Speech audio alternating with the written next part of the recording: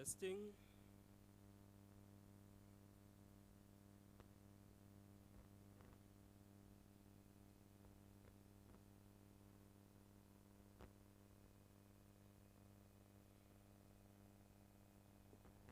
Colleagues,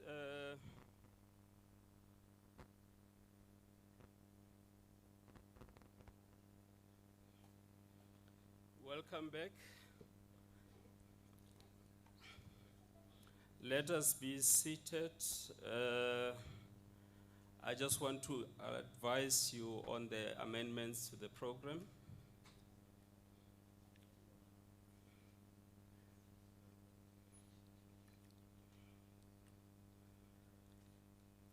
Earlier when we started, you noted that we skipped item from 8:30 to 10:40.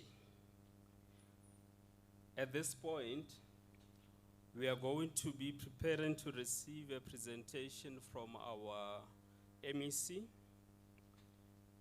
and it's only after the MEC will we have the NetBank presentation.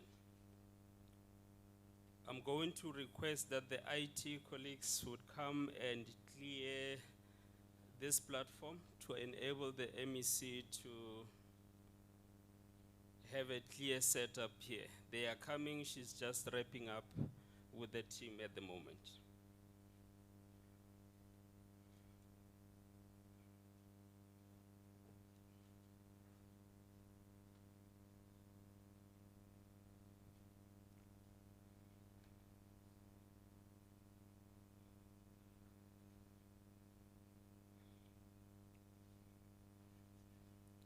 MEC is coming.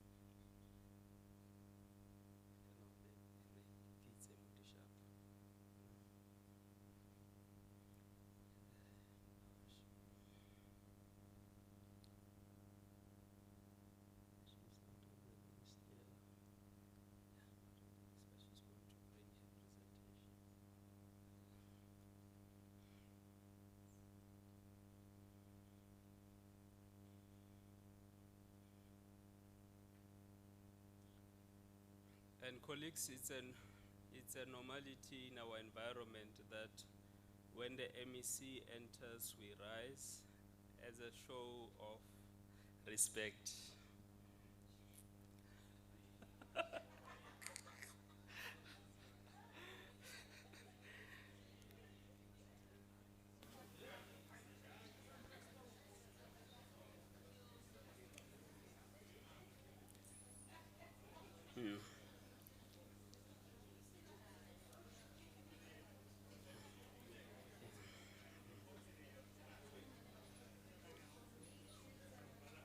Yeah, it's an animal farm.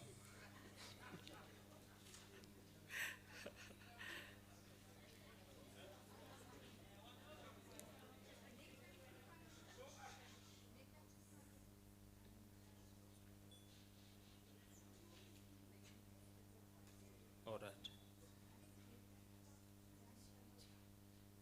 Yeah. Thank you very much. You may be seated. The MEC has indicated that the NetBank colleagues can join her. Yeah. Dr.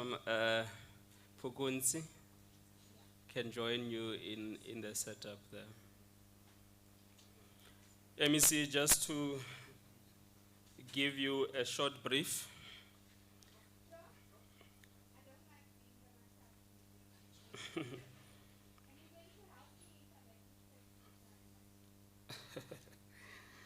Just to give you a background, MEC, we had a presentation by Professor Potgieter, which addressed the sustainability growth and development, and with a focus on can leadership benefit from research.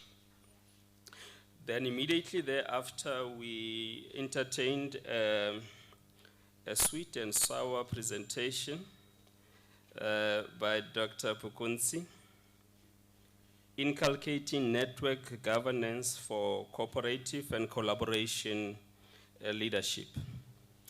In summary, it was quite clear during the course of the presentation that the two topics are interdependent.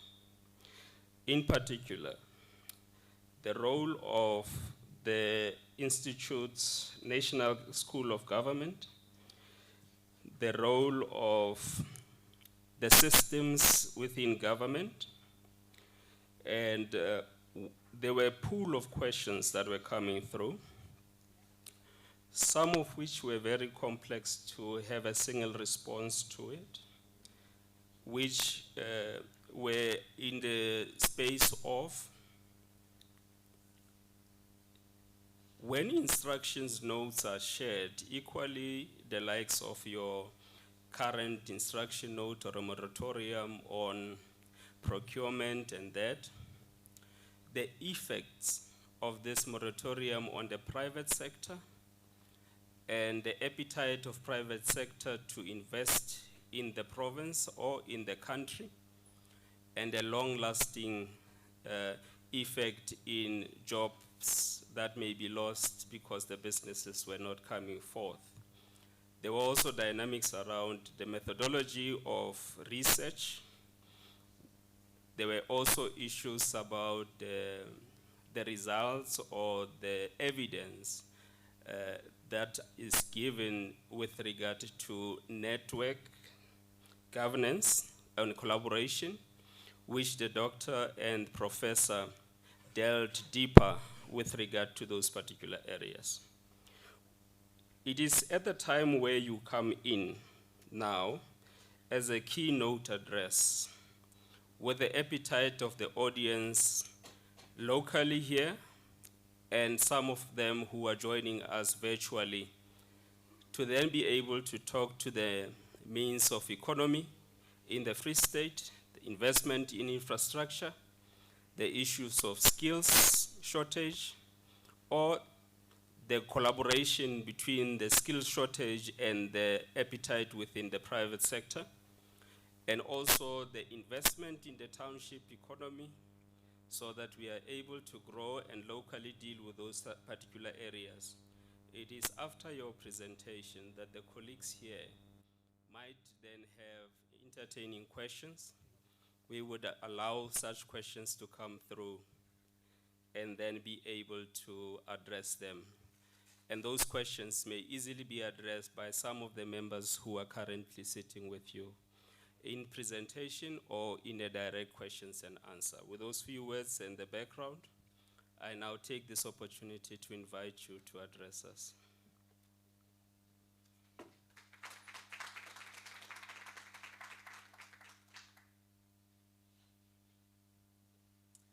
Thank you kindly, Mr. Madupi, our program director.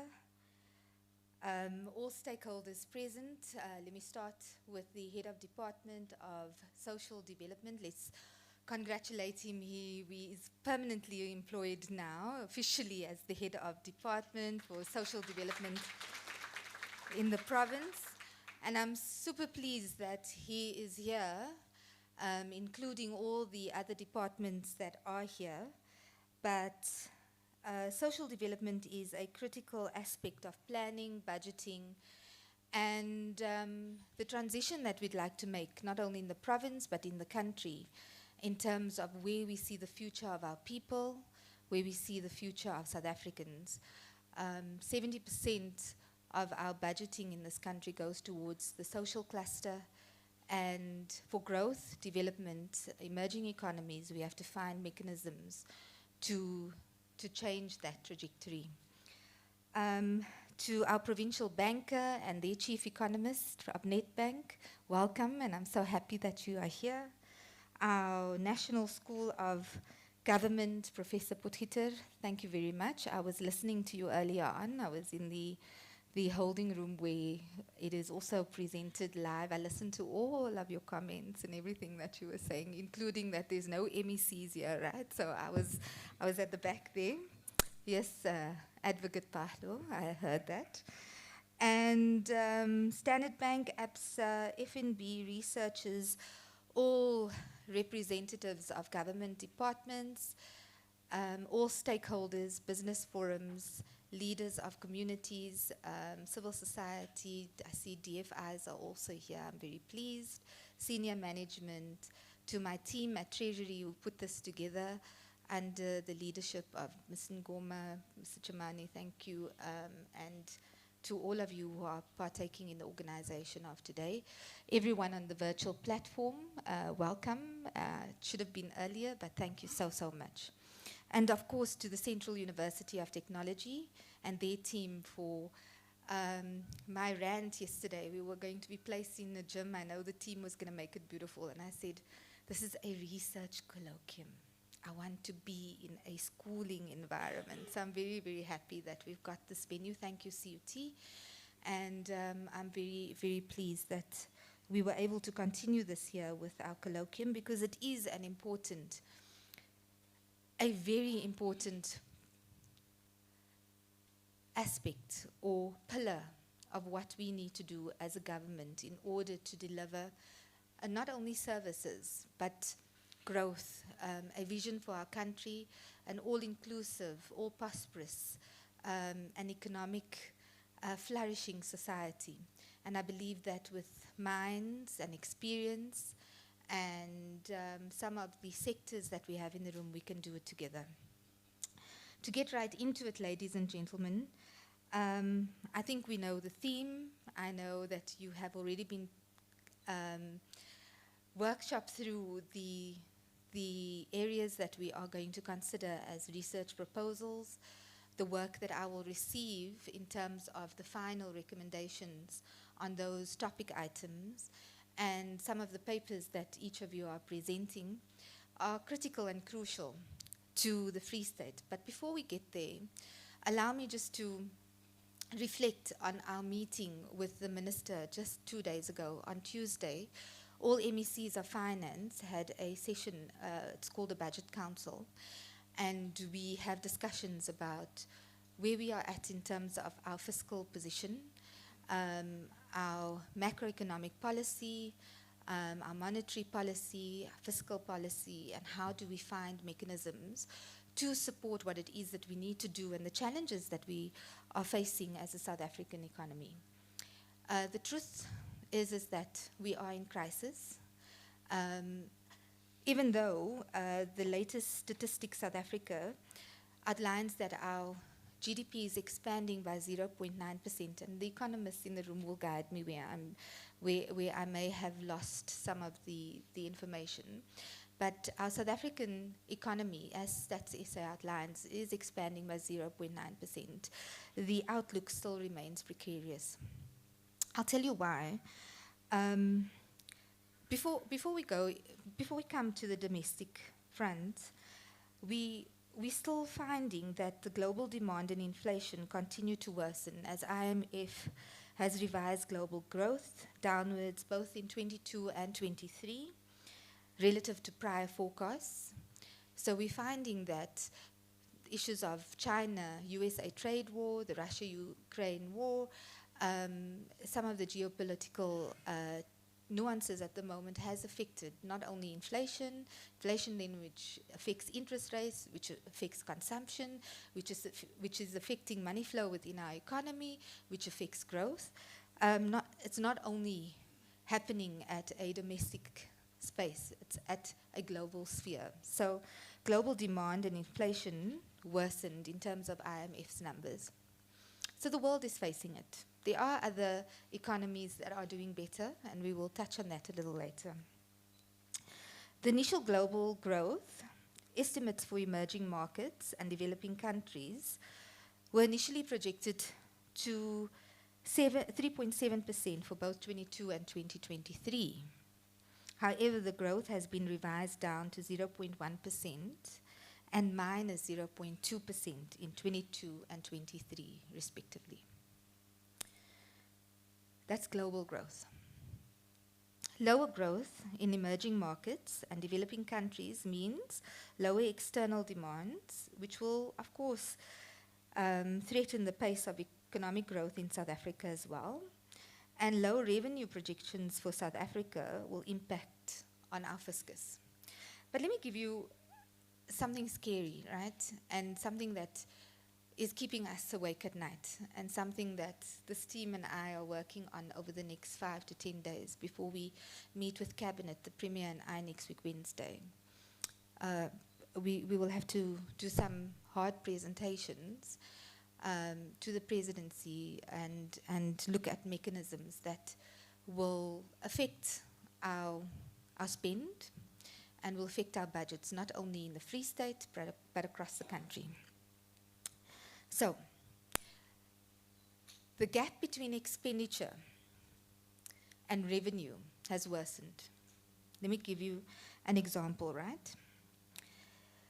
So, as South Africa, our total borrowings, as we speak, is 5.2 trillion rand. That's our total borrowings. IMF, Africa Bank, World Bank, we're borrowing at 5.2 trillion. The total size of our South African economy is 7 trillion rand.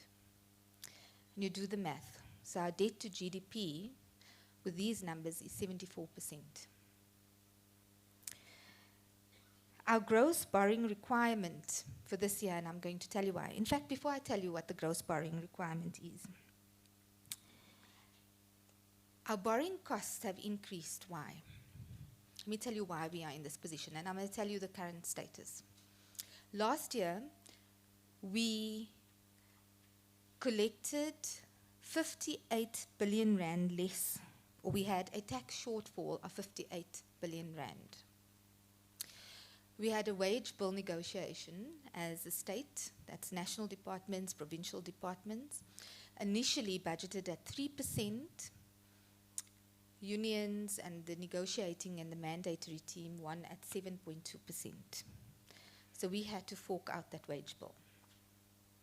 So the cost of borrowing requirements, because it wasn't budgeted to, minus the shortfall, at the time was just under 350 billion.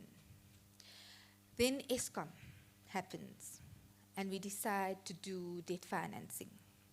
And we're looking at an Eskom relief, municipalities coming in, we debt finance to push some cash into operations to get our energy crisis stabilized. And that's more than 218 billion. What's happened there is that outside of a softer loan through a debt financing loan scheme, it's become or defaulted into a normal loan, which has now increased interest rates.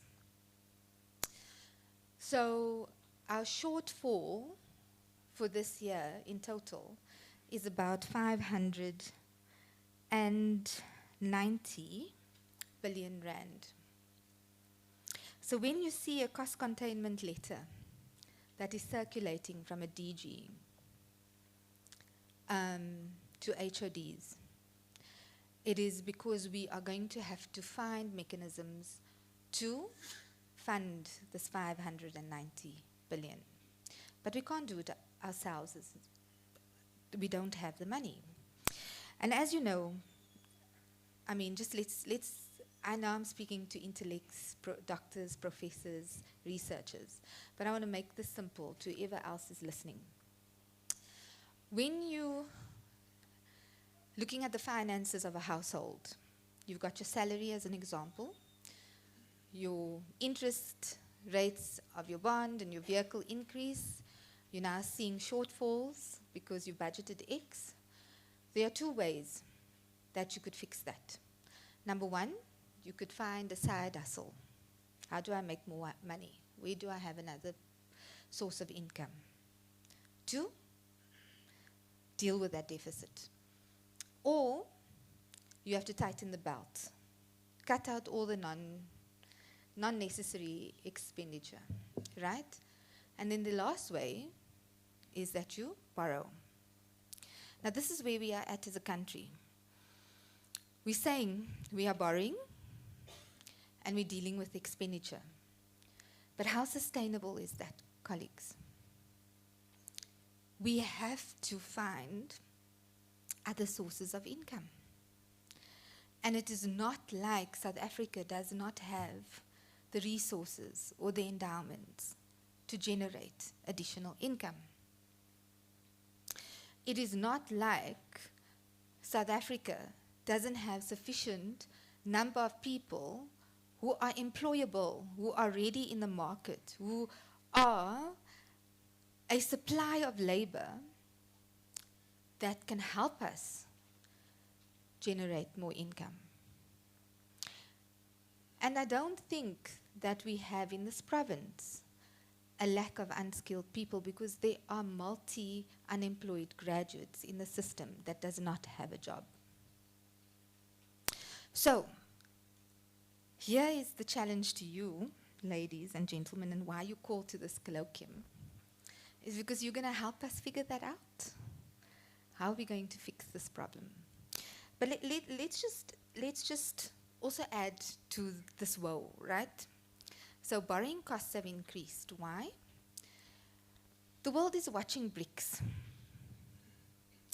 And as much as this is a personal view, and as a politician and a public representative, I may have personal views too, right? It's not my a view that may be a collective view, but my personal view is that BRICS, there is still so much of implementing arms that needs to be developed and constructed before South Africa and Africa can benefit out of the BRICS relationship. We've got, our job drivers are not working, meaning access to water, access to energy, our ability to be competitive in the market when it comes to industry, manufacturing, and the goods from floor to market is more costly because our logistics system is not working in South Africa. So there's a lot of work that we need to do as South Africans, as a government of South Africa, and to create this conducive environment for BRICS and all of our other partnerships across Africa and into the world for it to work to benefit South Africans. Because I'll tell you why. It's still more profitable for a South African producer of heifers, buying and selling, to send a live or a dead carcass to Turkey to have it, the leather tanned, and send it back to Volkswagen to have that Volkswagen seating in their car, put a beautiful black leather or tanned leather in their Volkswagen car. It's costing them, from an operational perspective, the expenditure on the and the effect to the bottom line. It is cheaper for a farmer to do that than work on the beneficiation. Because labor, machinery and equipment, technology, specialist requirement and skill, and the cost of moving that item from one point to the other is still more expensive. It's easier to take what we produce, our non-GMO soya or whatever it is, to Kenya to sell to another country, because our trade logistics system is not working as we would like it to work. So I think the problem in terms of production, farming, agriculture, mining, is not a problem. The value chain in beneficiation, which we could never get right in 10 years. I've been in government. Next year, in August, it will be 10 years. When I started in 2014, I was doing agri-parks. Today, we don't have one single successful agri-park, because the market is still finding that even after we beneficiate, our product is still more expensive than anywhere else in the market. But there are reasons. The cost of electricity is high, the cost of the water, the cost of employment, the mechanisms, the means of production is just a little more trickier than in other countries. And that's where we've got to deal with this red tape reduction. This is what we've got to do in terms of tariff setting, incentivizing, and. Now, our borrowing costs, I'm coming back to our debt to GDP. I'm sorry, I don't have a formal presentation. It's just all here. If my flow is all over the place, please forgive me. I would get a minus 40% for the flow and the cohesion and the consistency and all of that. So, our borrowing costs have increased as a country. So our position on Russia being a neutral stance, Russia, Ukraine, our relationship with China and BRICS, our traditional lenders is largely the West, the Western lenders, and they're finding that it could be a risk. But you know what confuses me, and it's a question I asked the minister, why has China reduced their loan amount to South Africa by 3%? Why? And my understanding was that, there's some sovereign bond indications and other matters that had affected, I'm not sure if it was our reserves, but they're saying sovereign credit, they find it riskier because of our lower commodity prices, inflation, and other challenges. So we have become much more of a risk to the world.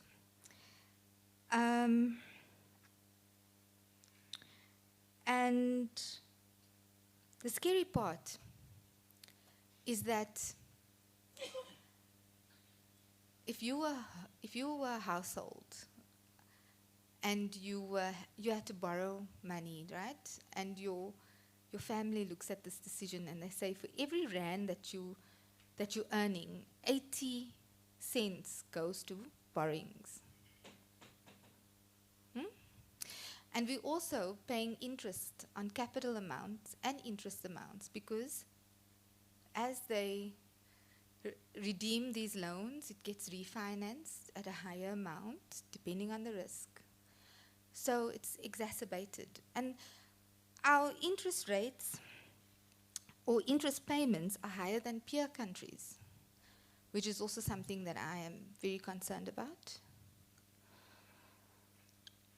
And I'm also concerned about the fact that our interest has increased over the average term higher than in our inflation. So we are still paying on interest and capital borrowings more than we can earn.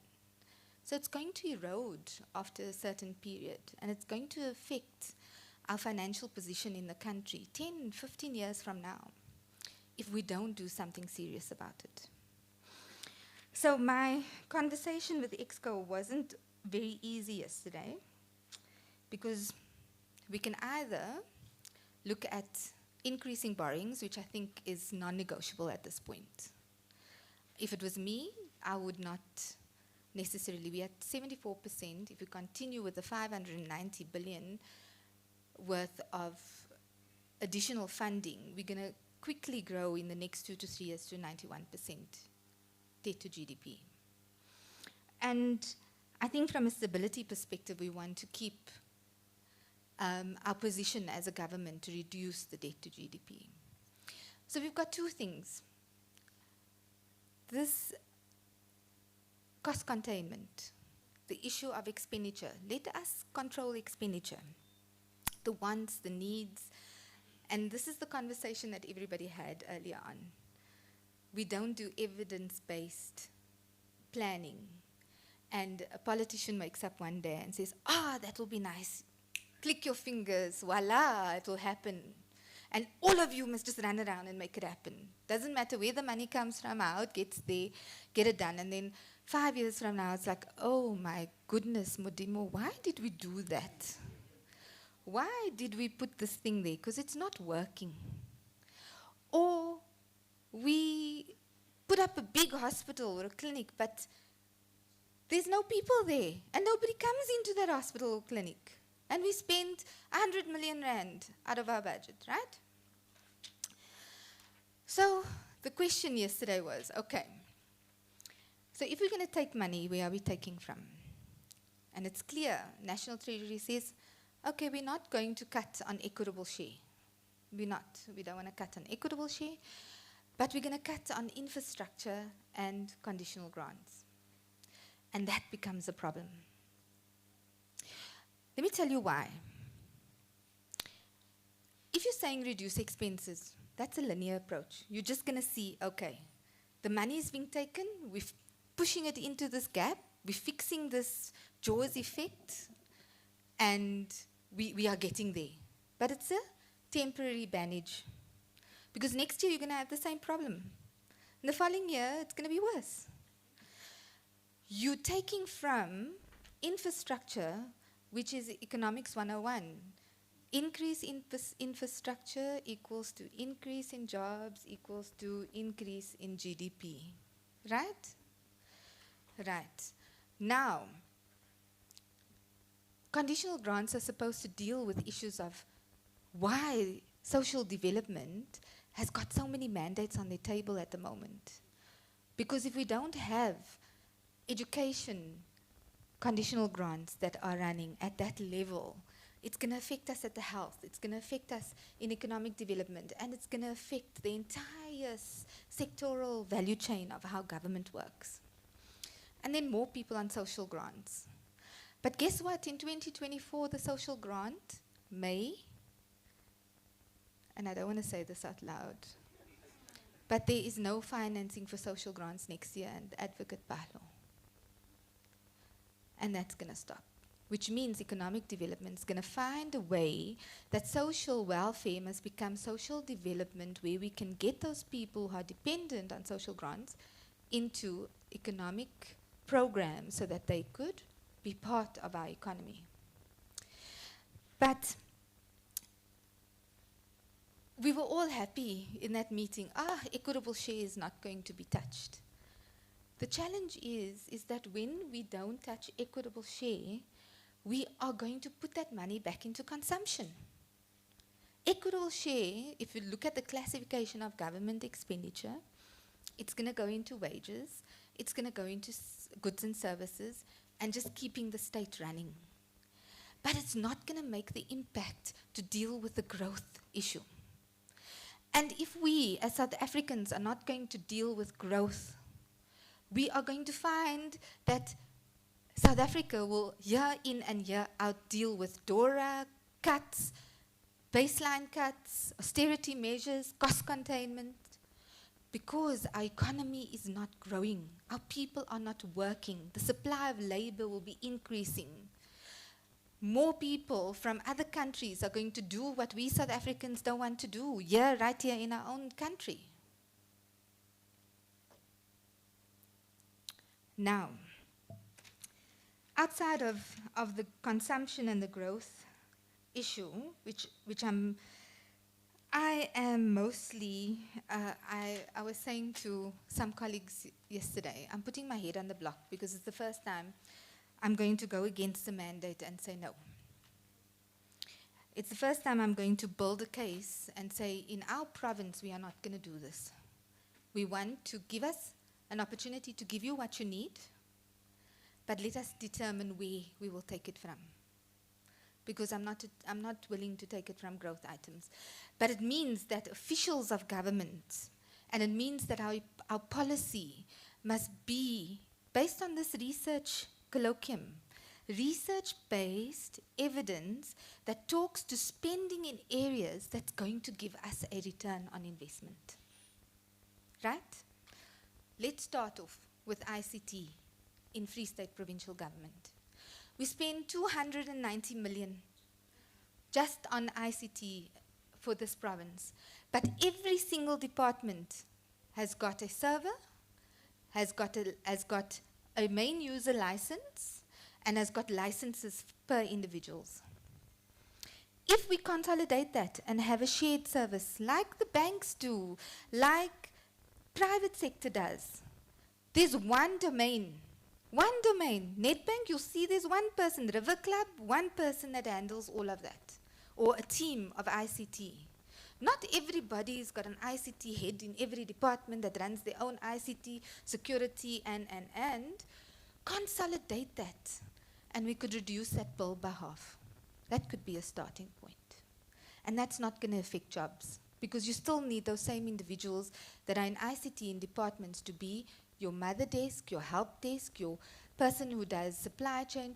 But you know what I also dislike about what we're doing in our ICT space is that we've reduced our government ICT specialist to a help desk official instead of providing strategic support towards the new economy. I'll tell you why.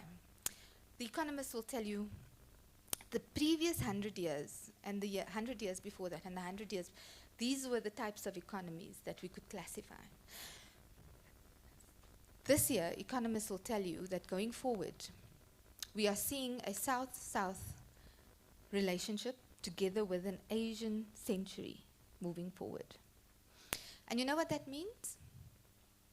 AI, robotics, Internet of Things, the ability to look at data, development, thinking, policies, research, skills into technology.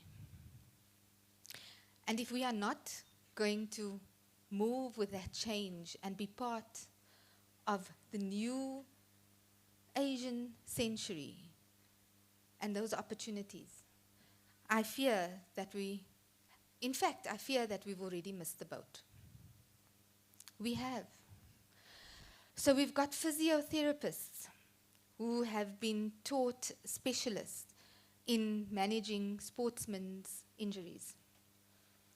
But today there is a tracker or a data or a chip or a watch or whatever, and they can see your heart rate. I mean, even this thing does all of that. I'm going to get a heart attack. See, my stress is going this level or whatever.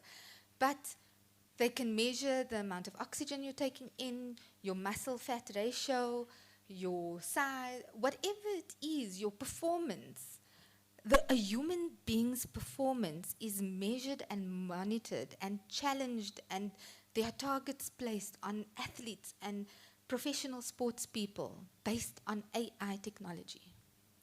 So what does that mean for a physiotherapist? You're the last person on call, whilst before you were the first.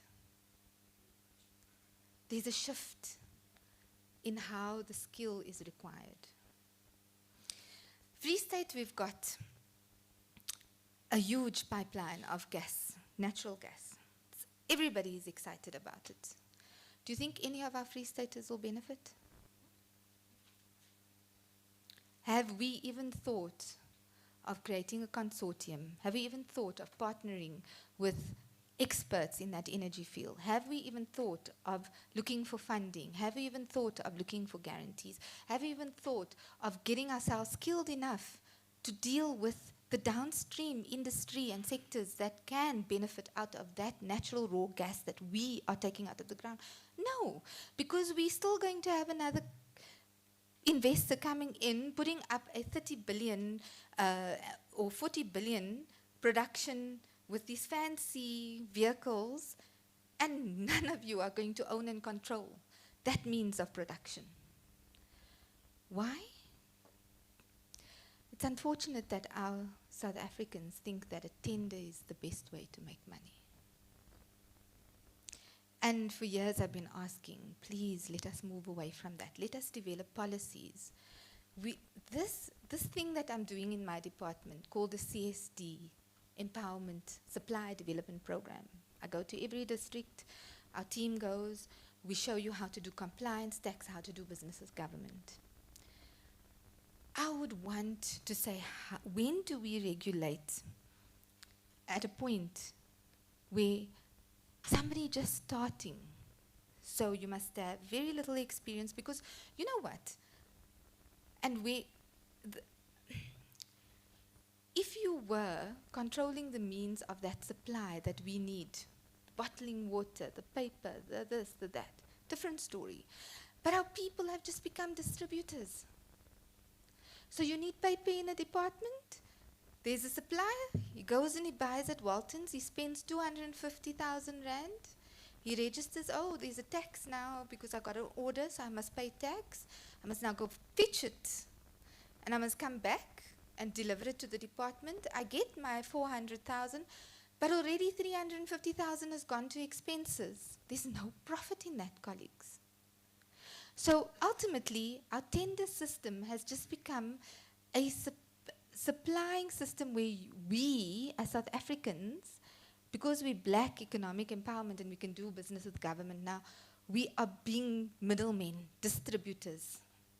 But we are not controlling that value chain. We are not owners of what needs to go into the system. And guess what? We are not buying from you Free Staters as Free State.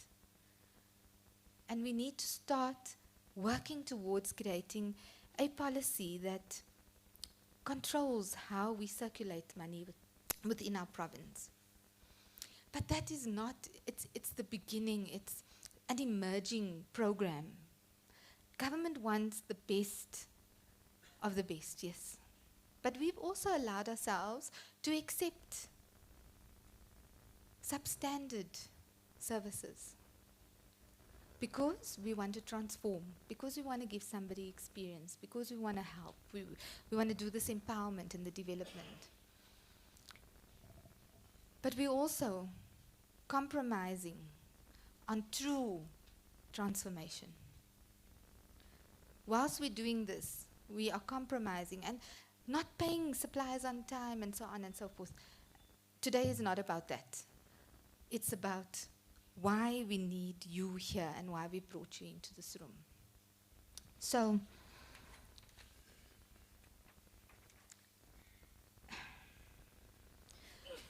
colleagues, the themes that we have: simulating a township economy.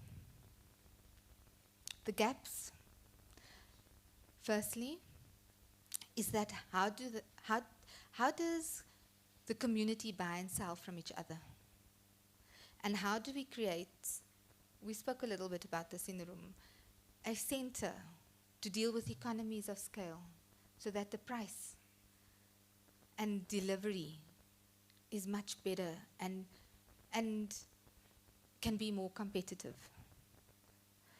We're speaking about investment and infrastructure development. I think that is a topic that we've done for years. It comes from all parts of the globe. There's no denying that infrastructure is one of, development and infrastructure is one of the best ways to boost an economy. Supporting manufacturing. I'm happy that we have that, because our GDP to our contribution to GDP in our from the province to the country is only 5.2%, am I right? 5.2 or 5.4? 5%, as it reduced to 5%. It was 5.4. So Free State is reduced to 5, and we're going to be 4.9, and then I'm going to cry. No, colleagues. So if our contribution to GDP is 5%, to South African GDP is 5%, the only thing that can improve our GDP is if we control the movement of goods and services and production in our province, right? So being a services and a distributing, the middleman, is not going to help boost our GDP. We've got to start industry. We've got to start manufacturing. We've got to look at agriculture, mining, these productive sectors, and find ways to also consolidate. Colleagues, we've got to find ways to keep our money circulating in our Free State economy. If you can do a policy on that, Doc, Mashoro, help me with a policy to keep our money circulated in our province so that we can help with increasing our GDP. And allow for people, create jobs so that people can migrate. We can improve population statistics. We can have more people working in the Free State. And that can only happen through production, mining, and the private sector, I mean corporate sector in terms of the financial services sector, they will follow where the opportunity is. I've seen branches close down. Why? Because we don't need brick and mortar anymore. Yet, as a government, we still feel we do need brick and mortar.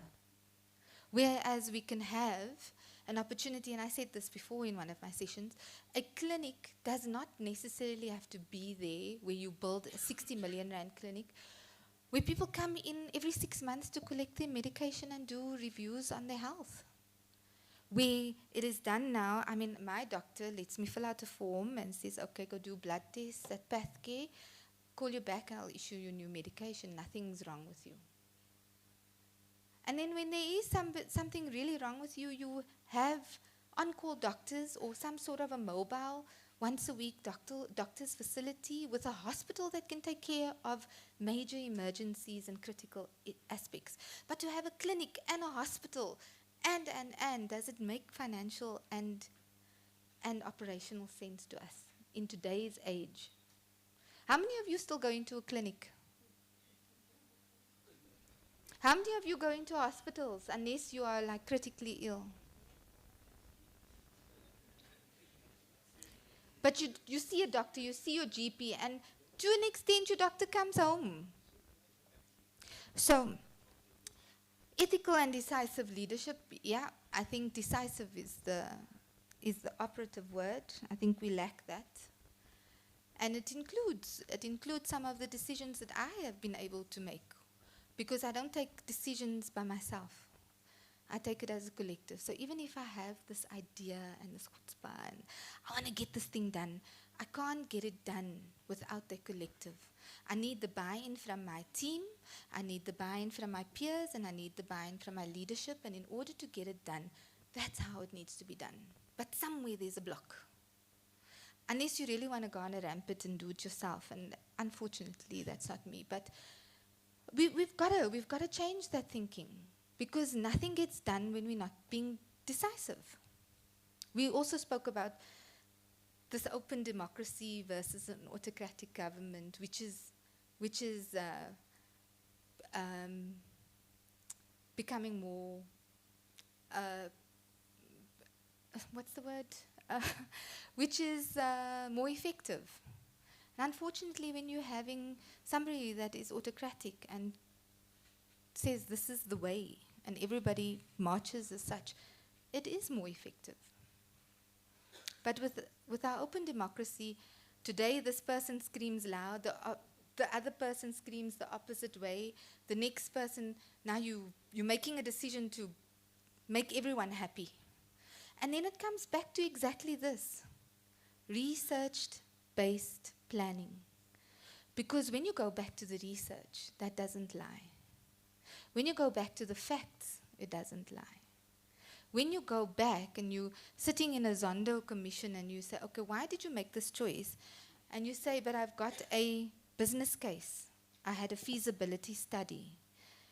And this is what the costing said. And this is why we made this decision, and I stand by it. But it's like, oh no, my friend and that one, they got together and they thought, okay, this project must happen. Already you're in trouble. Right? Youth unemployment and skills to reduce poverty and equality. Innovation and technology, fiscal policy and technological innovation, alternative energy sources. All of those I spoke about. But as I conclude, and I'm going to ask my guests up in front just to have a 2-minute, because I know Prof had already spoken. Pukunzi, yes. Pukunzi has already spoken. And Dade from Net, I also forgot your surname. Masejo is going to speak. So I just want them to reflect on what it is that I said. So as I conclude, I'll tell you what my fear is. And at some point, I'd love for you, as a team, to come in and present to Exco.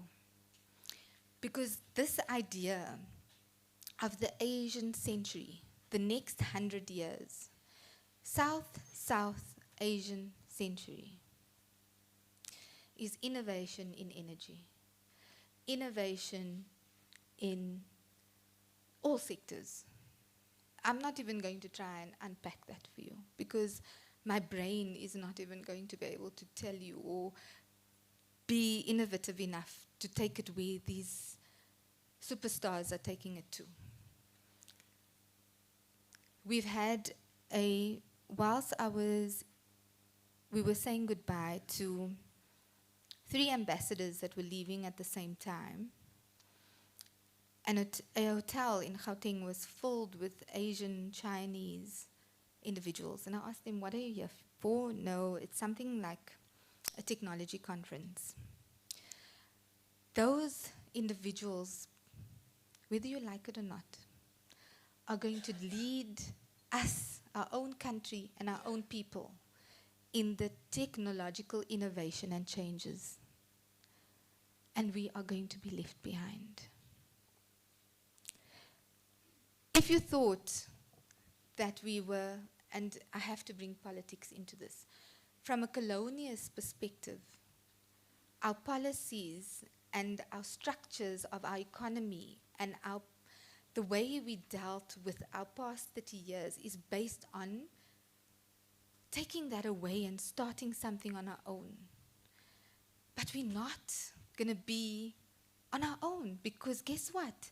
These ones are going to come and infiltrate and give us this idea of what South Africa should be. And the worst thing is it's not going to be South Africans who are going to lead it. And if you can give me a paper and tell me what we as South Africans can do to lead and own and control our own economic system, production, industry, if you can tell me how we can do it, that's the paper I want presented. And it's broad. I know, who's the research professor? You're going to tell me it's broad, it needs to be narrowed down, there should be direct research on, right? But ultimately, if you can tell us how South Africans can be ahead of the future of our own economy, that would be a nice paper to read. And with implementation actions following that. So colleagues, that's something to think about. I want to thank you for being here and thank you for this. It's a very important event on the calendar of Treasury.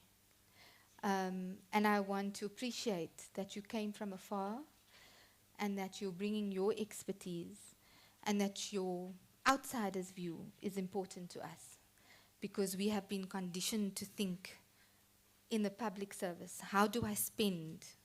How am I meeting my APP targets? How am I performing in line with standards we set for ourselves? Not standards that the world is setting or standards that are at a different... We set these standards for ourselves. We did our own APP. We're doing our own strategic plan. But what we're not understanding is that we are 10, 15, 20 years behind, whilst your emerging economies and new developing economies have set standards far beyond our imagination and reach. So I appreciate the views that you are going to be guiding us with, and to all stakeholders inside the private sector, public sector, civil society, all of you, we have to do this together. Our debt to GDP is not my problem alone, it's our problem. But I have to be responsible for it. And I have to take it on the chin, and I have to fight for all of you as we deal with that. So help me, help us. And let us make our communities, our South Africa, our Free State prosperous. That line in our constitution, we want to build an inclusive, let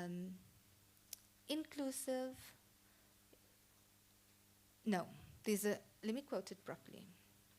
A society that's inclusive, prosperous, non-racial, non-sexist. Non-racial, non-sexist, inclusive, prosperous society. That's what we want to build. And we want everyone to benefit from our decisions that we make today. Everyone, nobody should be left behind. So, ladies and gentlemen, I thank you, but allow me to, each of them, 3 minutes. I'm going to stop them. I'm also going to be a time lady because myself and Advocate Pahla has to go to another function that the Premier has arranged. But I would like to listen to your views and thoughts. And then I know that Maseko, you will do a full paper. I'm hoping, Advocate, I'd love to listen to him first before I leave. You may be excused before me. But yes, thank you very, very much.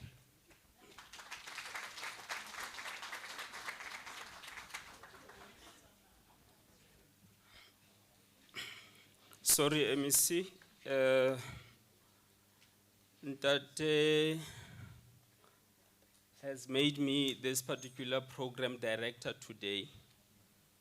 Therefore, the flow of this program currently resides with me. So I'm going to ask you, colleagues. Yeah.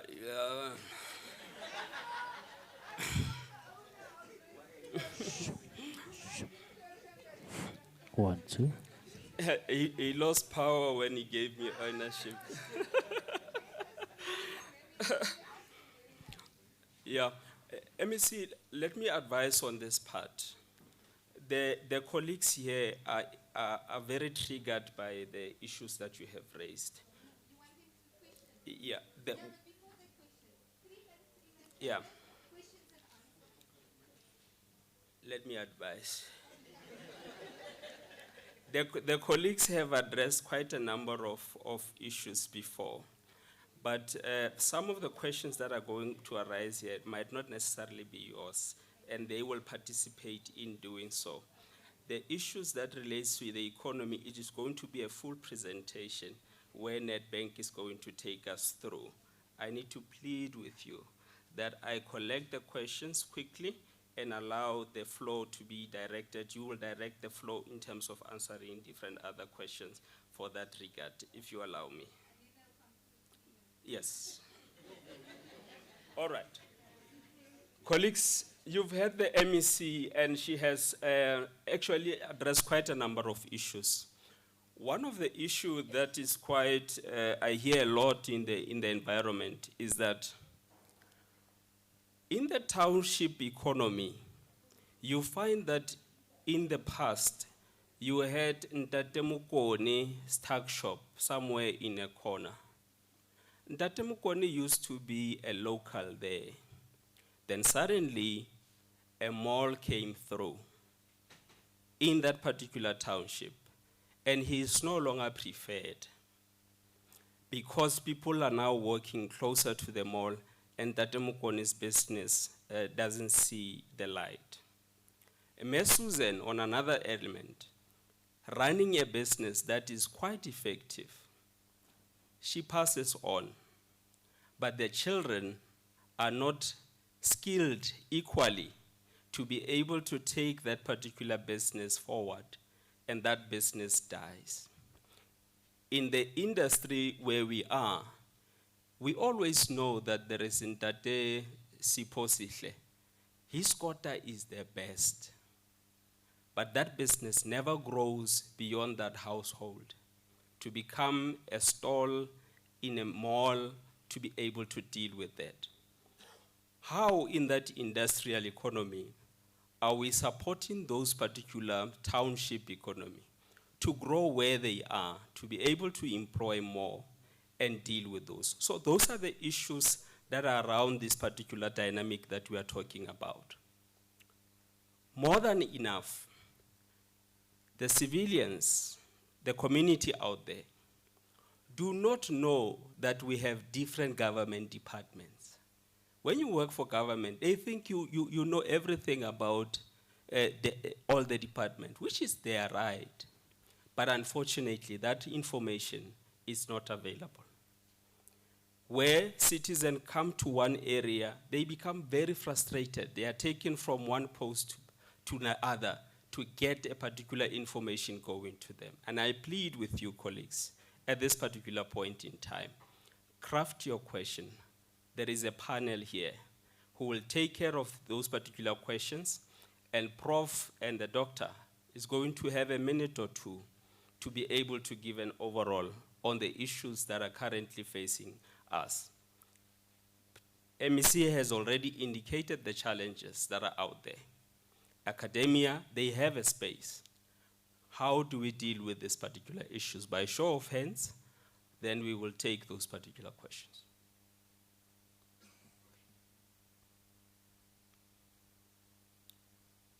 The disadvantage of preaching to the converted is this one. Then 3 minutes, it is. The sequence will be like that. Prof, you may come over. Dr. Pukwensi. Thank you.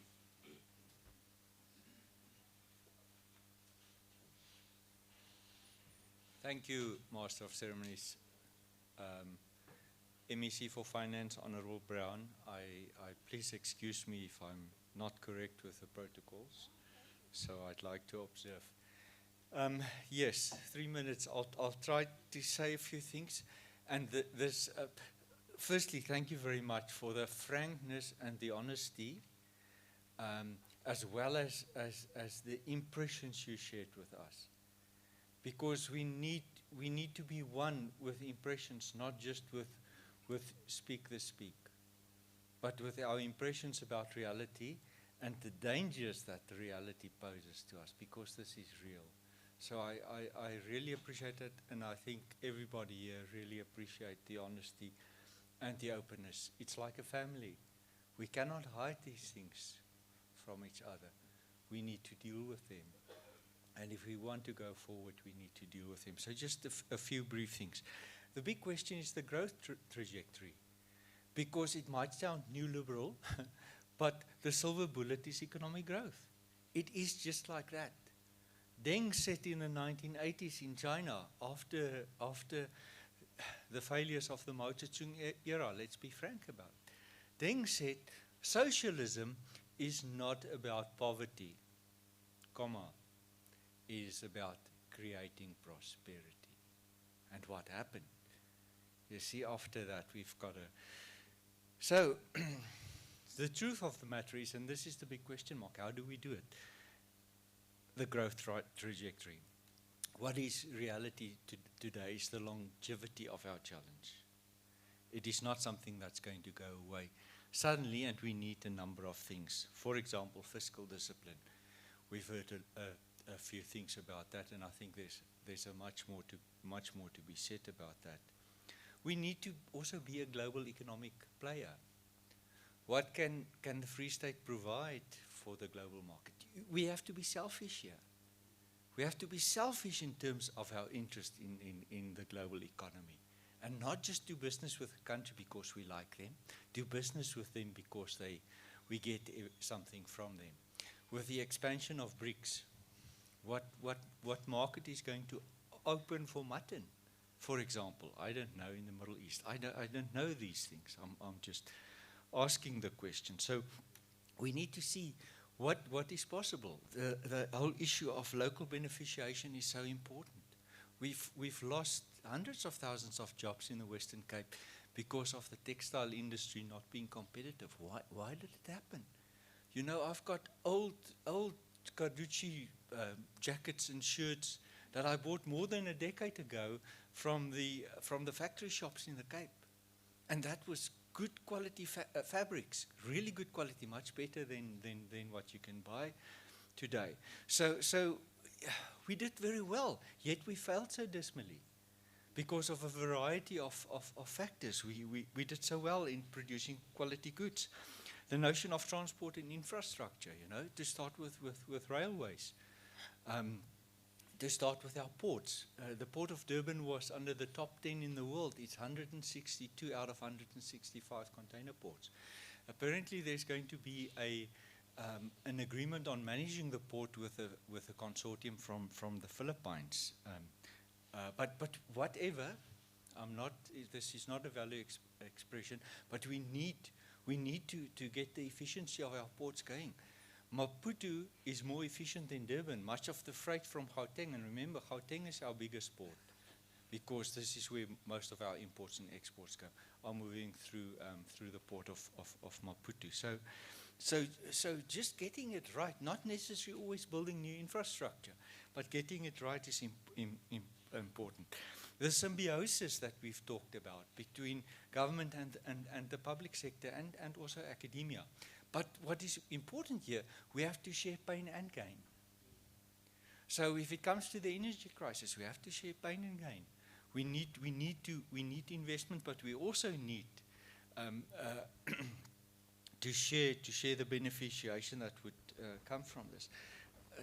Sorry if I talk a lot of nonsense. This is just a few things that comes from my head. The notion of consolidation is so important. You know, the consolidation also across spheres, because we can certainly consolidate much of the services that we are doing. The notion of embracing technology, simple services. We have youngsters that are very good with you know, my daughter, for example, she's the manager of my walk around system. You know? But those children are all over. Yet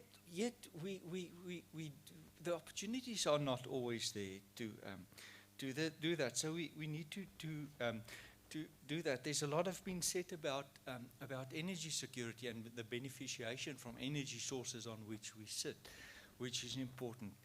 The regulatory frameworks that could be addressed in terms of money flows and protecting money flows. With that, of course, goes productivity as well as manufacturing. Then the final point is about the global shift. You're right. The global shift is not a myth. The direction the century is going in is not a myth. But the worry is, and please, I want to be frank. We're not going to be more competitive if things are as they are. We had the scramble for Africa more than a century ago in the end of the 1800s. It started around 1886 and afterwards. We know what happened. We came off second best. Hey, formal planting of flags. You now belong to this. We have a new scramble for Africa. This time it's not the formal planting of flags. This time it is the scramble for the resources of this continent.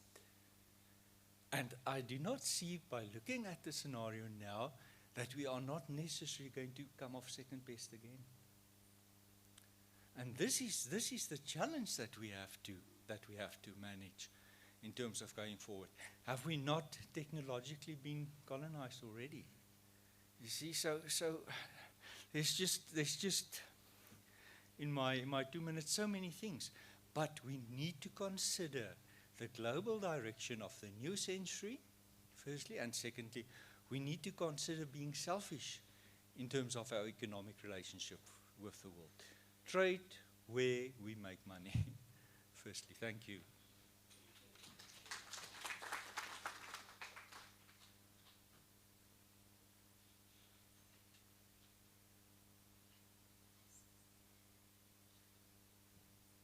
Colleagues, I indicated earlier that I was short. Thank you, Prof, for taking additional 2 minutes. It means I'll just do a 1 minute overview. MEC, today we were talking about trying to talk to the question of ethical and indecisive leadership in government, and trying to say, when you engage South Africans out there, they talk about the collapse of the state. They talk about weakness in the state, and others go to an extent of referring to this as a state of political decay. And we were saying what they are yearning for is for game changers. They are wishing for strategists. They are are wishing for implementers who will make a difference, because honestly speaking, South Africa needs people who will bring the difference in our lives, or in their lives, because really no one can stand up or sit there and say everything is normal. There's a lot of abnormality happening. And we were saying, maybe before we even look at the new, what is it that we have? There's a lot of policy content that we are not applying. We made an example with policies such as your Intergovernmental Relations Act. We made reference to the very same plan that we are talking today, that there's a review for, in terms of the National Development Plan, to say it calls for people to work together, it calls for collaboration, it calls for integration, but that is not happening. And that's where most of our weakness comes from, because government is clear. Government needs people to come on board, to jump into the wagon and move, so that we can move as a collective, so that the decisions can be decisions that all of us will own. That's what we want. We were trying to profile for that, to say, today government has just adopted in 2019 the district development model as a way of complementing the IDPs, because IDPs, the fact that they are a bit independent from one another, when you look at the number of plans that are submitted to municipalities, it becomes difficult for us to manage. Yet if you come up with the concept of one plan, it becomes better to manage in terms of monitoring, evaluation, and also oversight by communities.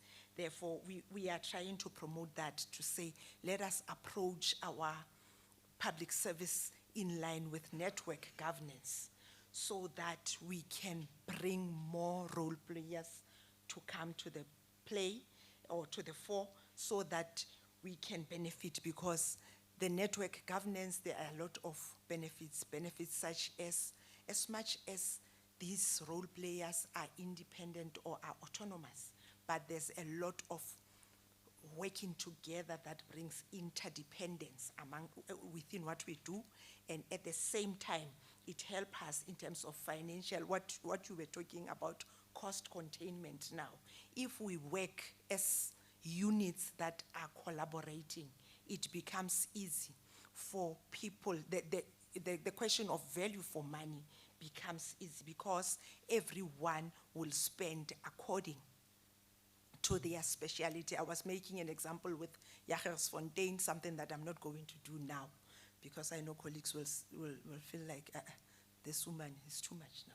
But I was trying to show colleagues, to say our approach, if we were to deal with Jagersfontein disaster, using both the IDP and the DDM, to say what will be the difference.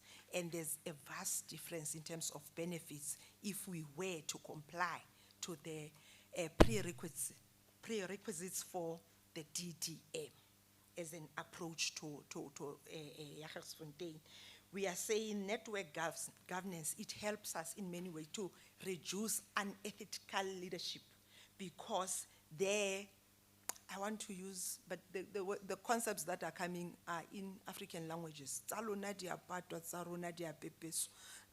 know how to put it in English, but because now monitoring, it's at the peer level, you see, where we are able to yes, there's an element of transparency, there's an element of openness, because we are moving from the same level. Nobody is superior in such an approach. So we are trying to move for that, to say these are some of the strategies that can help to eliminate indecisiveness, that can help to eliminate issues of unethical leadership that leads to corruption, that is also impacting negatively in terms of economic growth.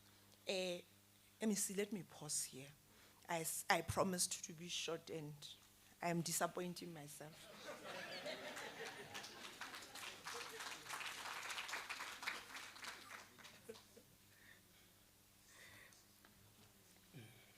No, thank you very much. Oh, Okay. All right.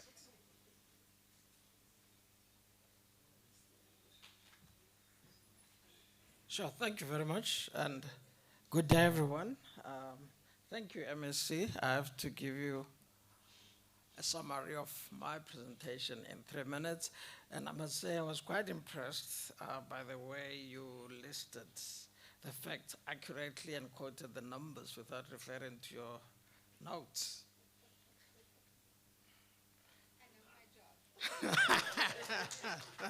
Yeah.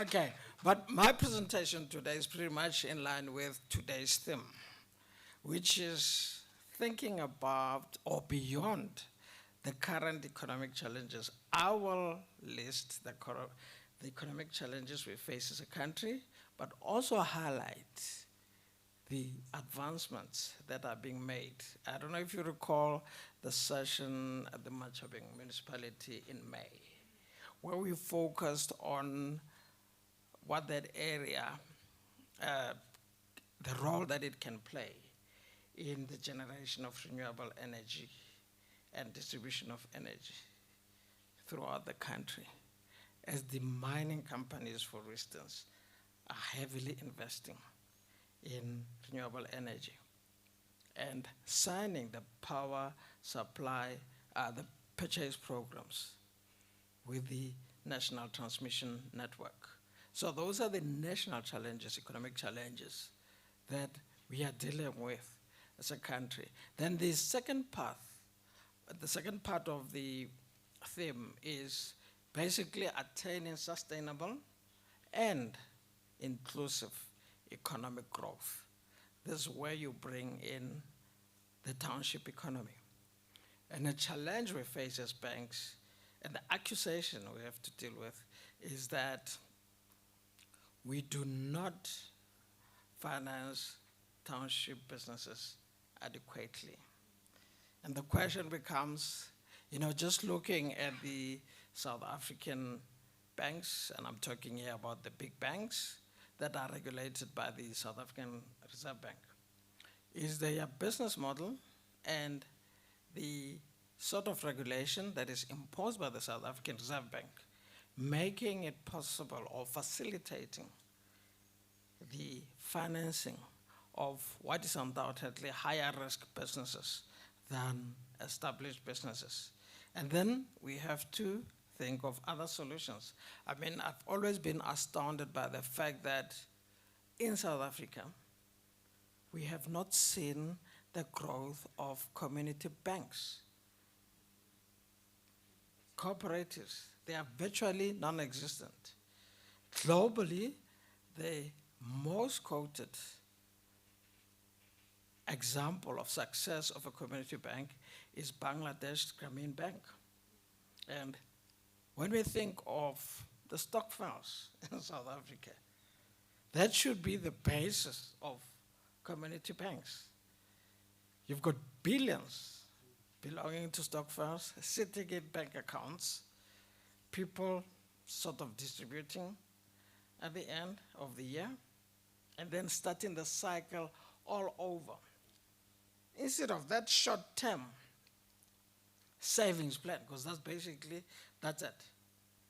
Why not make the stokvel savings a bit longer, at least a portion thereof, get the money to circulate within the economy, and of course, not only generate returns, but also help to revive the township economies. And how are we going to achieve that as a society? And my last point was, what really piqued my interest was the discussions over the tea break. And of course, a point you touched on a bit was whether our kind of democracy right now is suitable for our economy. Is it helping us?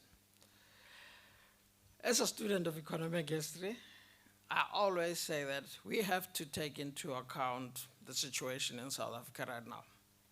We are probably the world's youngest democracy, only 30 years old next year. We are one of the most diverse societies in the world. And we have to compare with what happened in history. Professor Potgieter earlier in his talk referred to South Korea, another economy I have studied quite closely and its history. And in 1957, when Ghana was granted independence, Ghana was potentially richer than South Korea. But check where they are right now.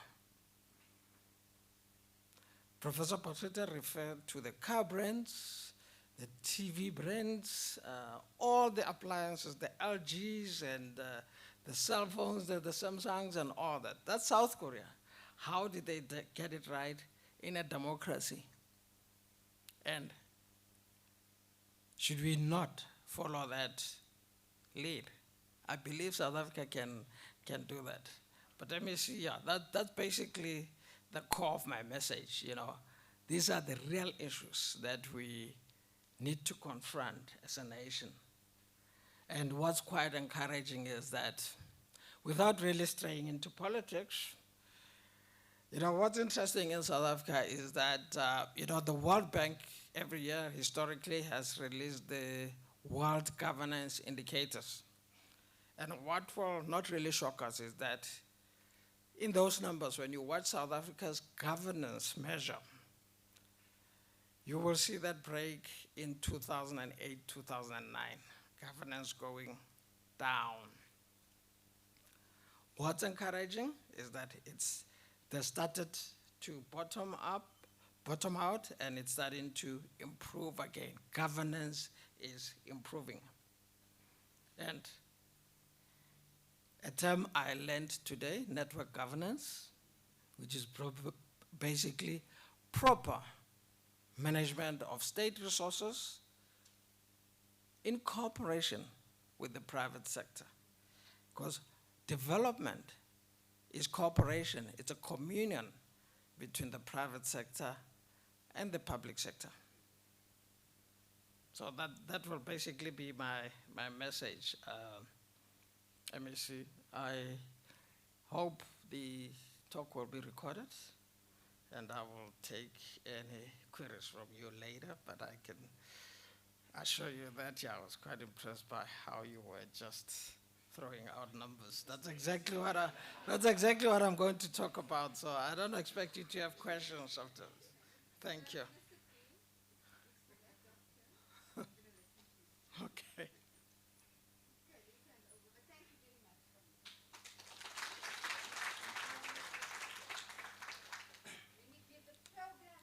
Yes, yes. MEC, thank you very much for the guide that you have provided. Indeed, it added a lot of good information. Most importantly, colleagues, is that the information that has been shared here must be put into good use. And it is important for all of us to be able to identify some of the immediate wins that we can start with. But before I now allow the presentations to flow from here, MEC, you have requested the inputs of the colleagues. They have shared them with you. I'm not so sure if you want to have a closure of that session now. All right. Do we have questions, perhaps? Mpo, noted. The other hand there at the back. Please do, as you stand up and raise your questions, do indicate your name and also the institution that you represent. Mpo, over to you. Thank you very much, Program Director.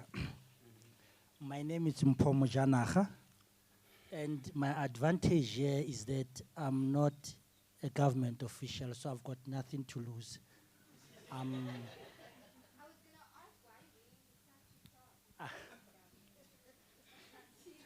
I'll come to that, it's fine. MEC and everybody else, thank you very much. From where I'm sitting and listening to you, MEC, it's a message of hope. But also a confirmation that South Africa is not a collapsed state, as many would want to advocate. But the biggest question is, all these things that you are saying are not new. Yourself and your colleagues in the cabinet and those who have left knows about these things. But unfortunately, Free State became a model where thugs and kleptocrats have come to practice and become qualified thugs of the highest order. Qualified, committed officials have been relegated to the storerooms.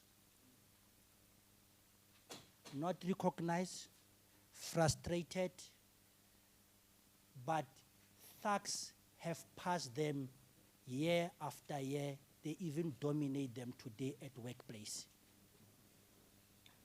How do we expect Free State and our government nationally or the state to grow under those kind of circumstances?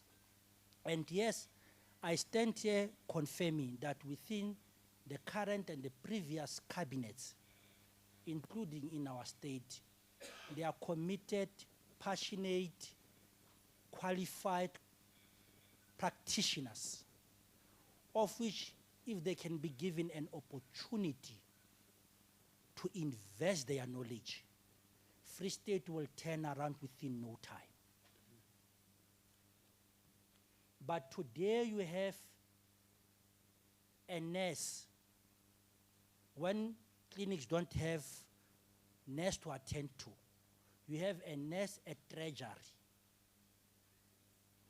ne, who runs a unit that needs an accountant to run.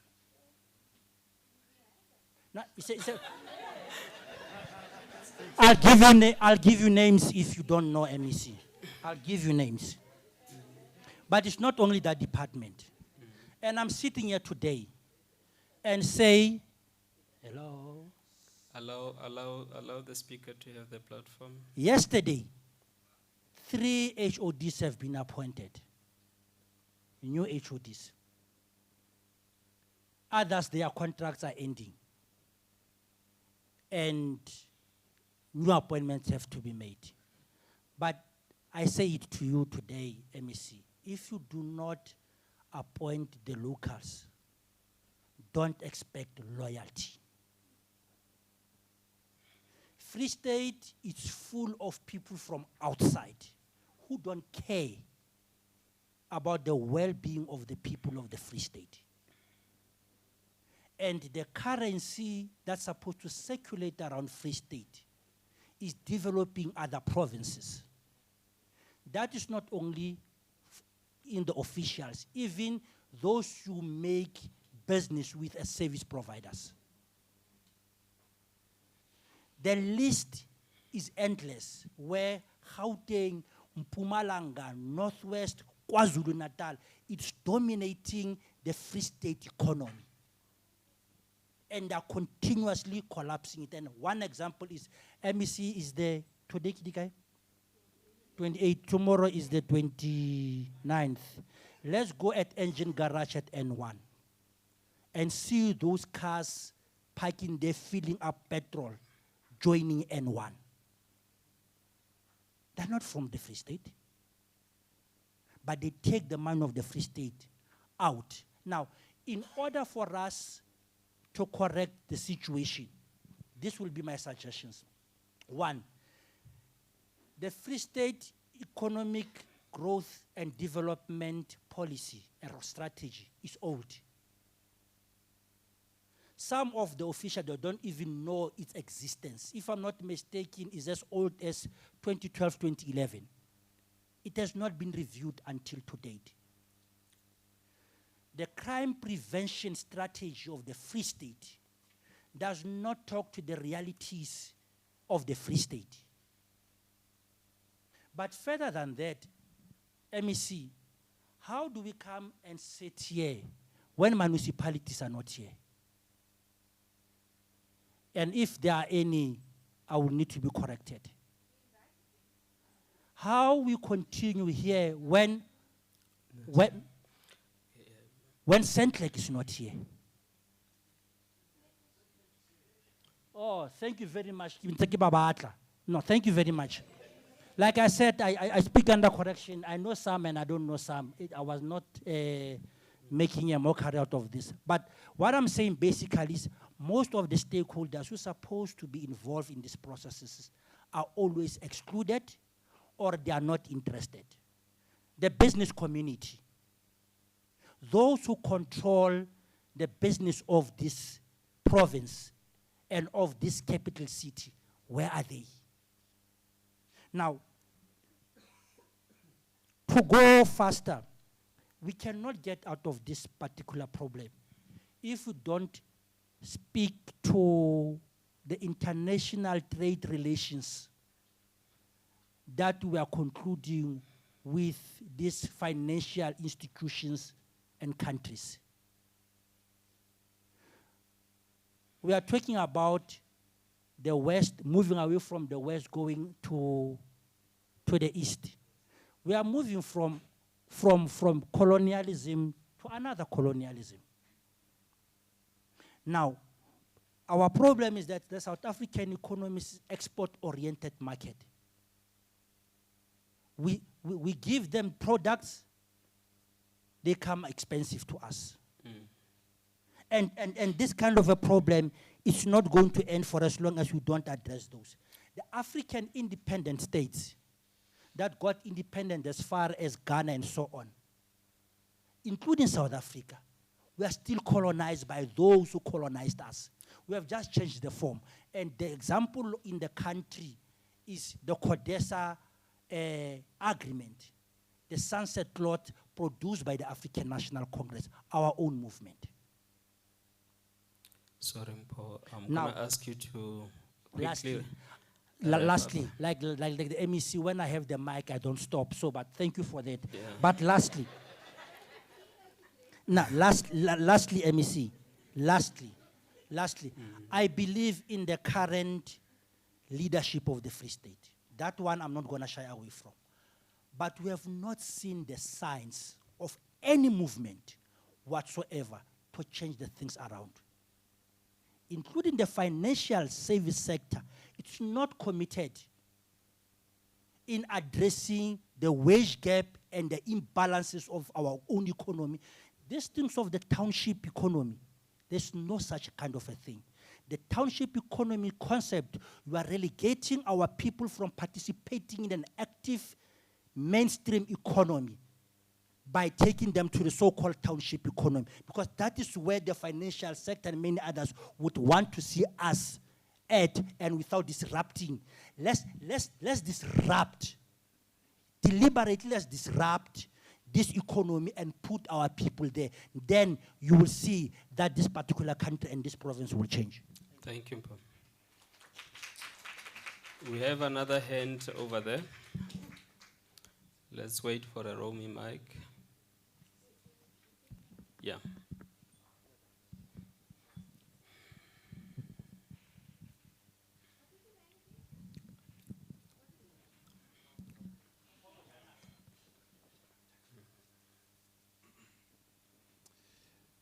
Thank you, MC.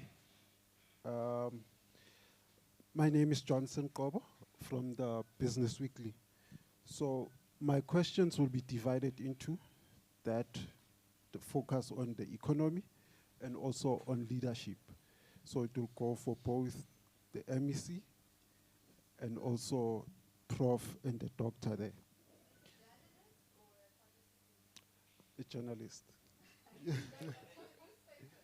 Yes. So, okay, thank you. All right. Okay. No, I don't think I have. I'll ask you, I'll do the... All right. No, thank you then. MEC, you have a lot of role players here. Distea is here also, agriculture, quite a number of issues that Mpo might have touched. But it is upon your request that they will respond to some of the questions that deals with expired policies and those type of issues that are there. But now the floor is yours.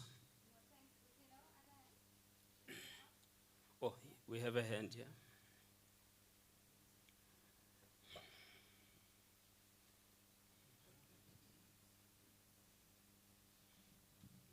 Thank you so much, MEC, good day, and colleagues.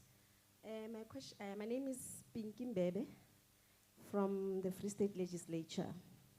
I'm a researcher actually on the Portfolio Committee in Education, Health, and Social Services. MEC, on your presentation, I have only one question regarding the agri-parks. I heard MEC mentioning that there are no single agri-parks that are successful even today. So my worry is that agri-parks, I think they are of a purpose to maybe promote rural enterprises, develop rural industries, and facilitate the efficient movement of rural produce markets. But now if as a province you don't have such, it leads to more even challenges on triple challenges of inequality, unemployment, and also poverty. So for me, I would say maybe the suggestion could be, I don't know, as the House could suggest or whatever, we come together as researchers to develop something like a paper or an article based on that agri-parks as what else can be done to come up with a solution, maybe to develop a problem statement that needs to be taken into cognizance as to how can the program on agri-parks could be derived or developed again so that it comes back to the province again, so that we can be able to start somewhere, especially on alleviating the triple challenges in our province. Thank you so much. No, thank you very much. Is there another hand?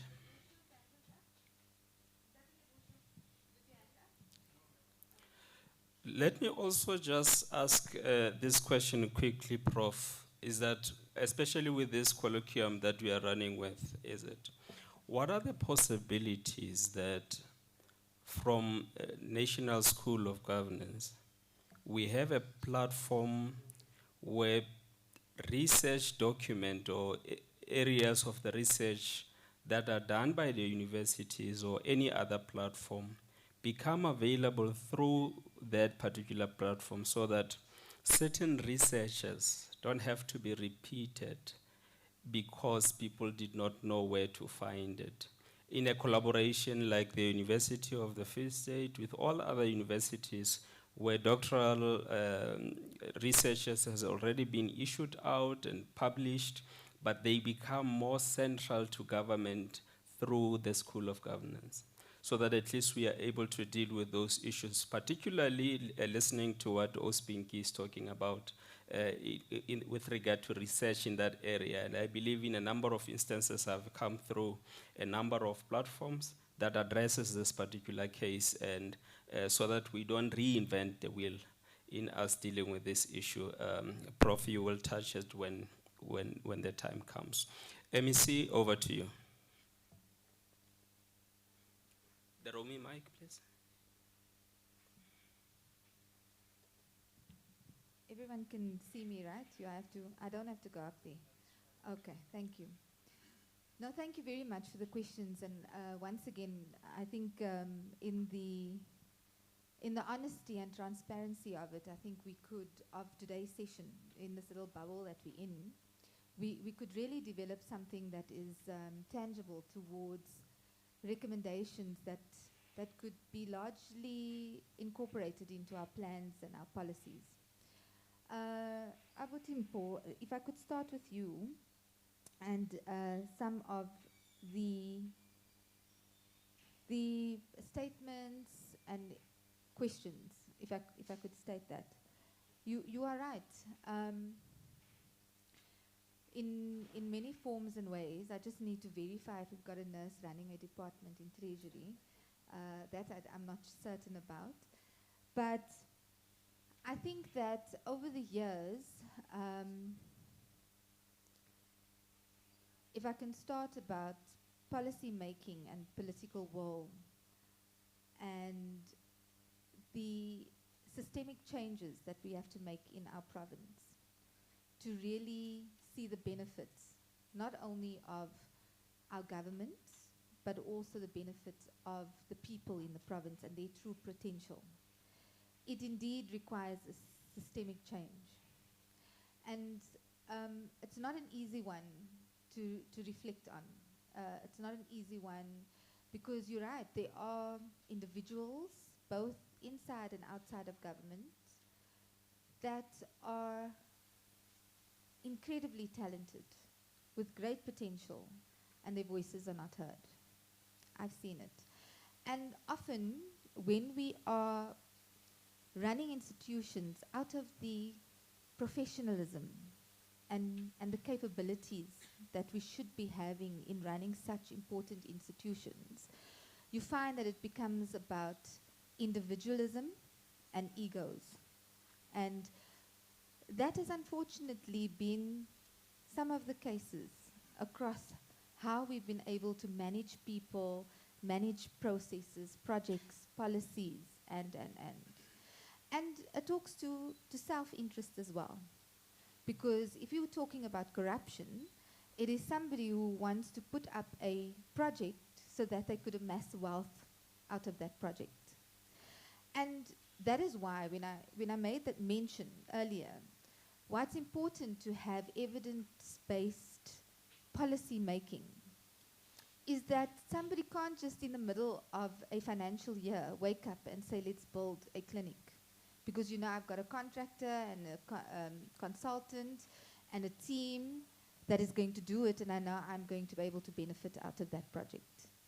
Because the evidence-based policy planning, that process does not allow you to think of wild, audacious goals to allow for such short-term gains to happen.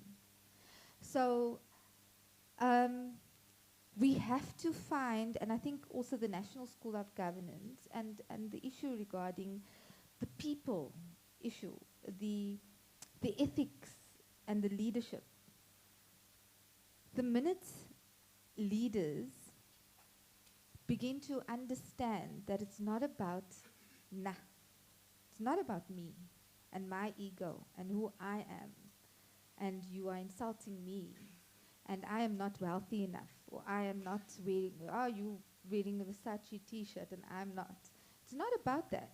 And please, I'm just teasing, right? It's not about that. It is about the purpose, the vision, the reason why we are here. And the reason why you don't find a lot of this happening in the private sector, because a vision and a mission is clear, with targets and goals. And you will find individuals finding the gap and taking advantage of the system. But when you've got a 5-year plan, when you've got evidence and research linking you to projects and programs that are supposed to allow you to achieve certain goals to benefit society as a large, you will not, there's very little scope for someone to just come in and change that up and benefit and deal with ego and self-interest and. So I think it requires a systemic change. I see in the past few months with the new leadership, we have had a structure in our executive where decisions are not made on a whim. Decisions go through the forum of HODs, and it goes to clusters. We've got an economic and infrastructure cluster, we've got a governance cluster, we've got a social cluster, and we've got a the judiciary, the security cluster. So before any investor, any person who wants to come into business, any presentation is made, there is a process that needs to be followed. And it goes to the cluster. The cluster looks at everything, either gets returned back to the technical committee, or then it's forwarded on to EXCO for either further recommendation or approval. So the scope for changing something at a whim is not necessarily what's happening at the moment. But you're right. So let me tell you, the few mechanisms that we've put in place. Have we started with the lifestyle audits in Treasury? I believe we have, right? Your senior managers, Mr. Van Vieren, senior managers that were recommended, we did lifestyle audits. There are some, sorry? Financial declarations that have been put in place. We are looking at state security vetting all HODs and vetting officials, which includes access to not financial statements, bank statements. So you can see what goes in and out of the bank.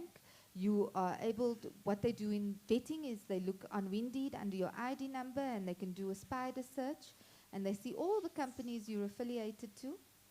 And I had a list of that now from the Public Service Commission, where officials who were directors and moved off and are part of companies, and do they disclose their financial interests, or if they are receiving any, there needs to be some sort of financial disclosure on that. So we've done that. So that's the first thing. On the issue of professionals and people who are working in government, we have started on a skills audit. So about 8 months ago, all my senior managers had to submit their CV, their qualifications, in alignment with the job function and the requirements of the job. I've got a file that's sitting at home because we also received from the Public Service Commission a report on one of our officials that weren't qualified in one of our senior managers' positions.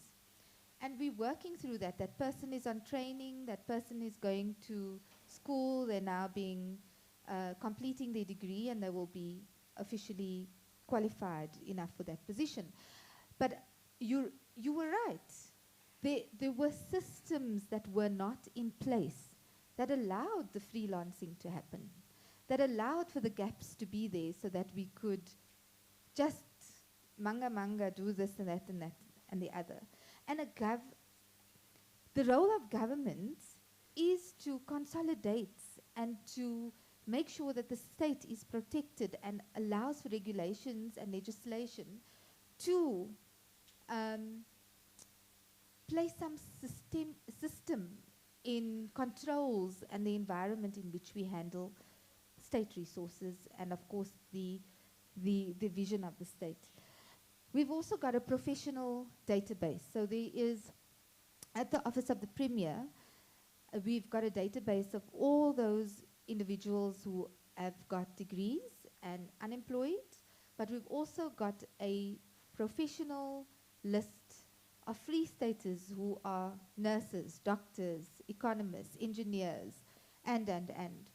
And if you who are in the room are not on that database, there is a lady by the name of Maspa Kabani, or I'm not sure, Mr. Madupi, you advise who they can, if you can give them the contact details, let us get that information. Let's place our free staters on our database, because that is also where we go to first when we are looking for quality and skills. As a government, we cannot poach. We cannot have a succession plan. We cannot headhunt unless there is a direct scope towards doing that. And unless you cannot find an individual in the pool of applicants that had applied for a specific position. And of course, you know the process that has to occur with government. So we don't do that.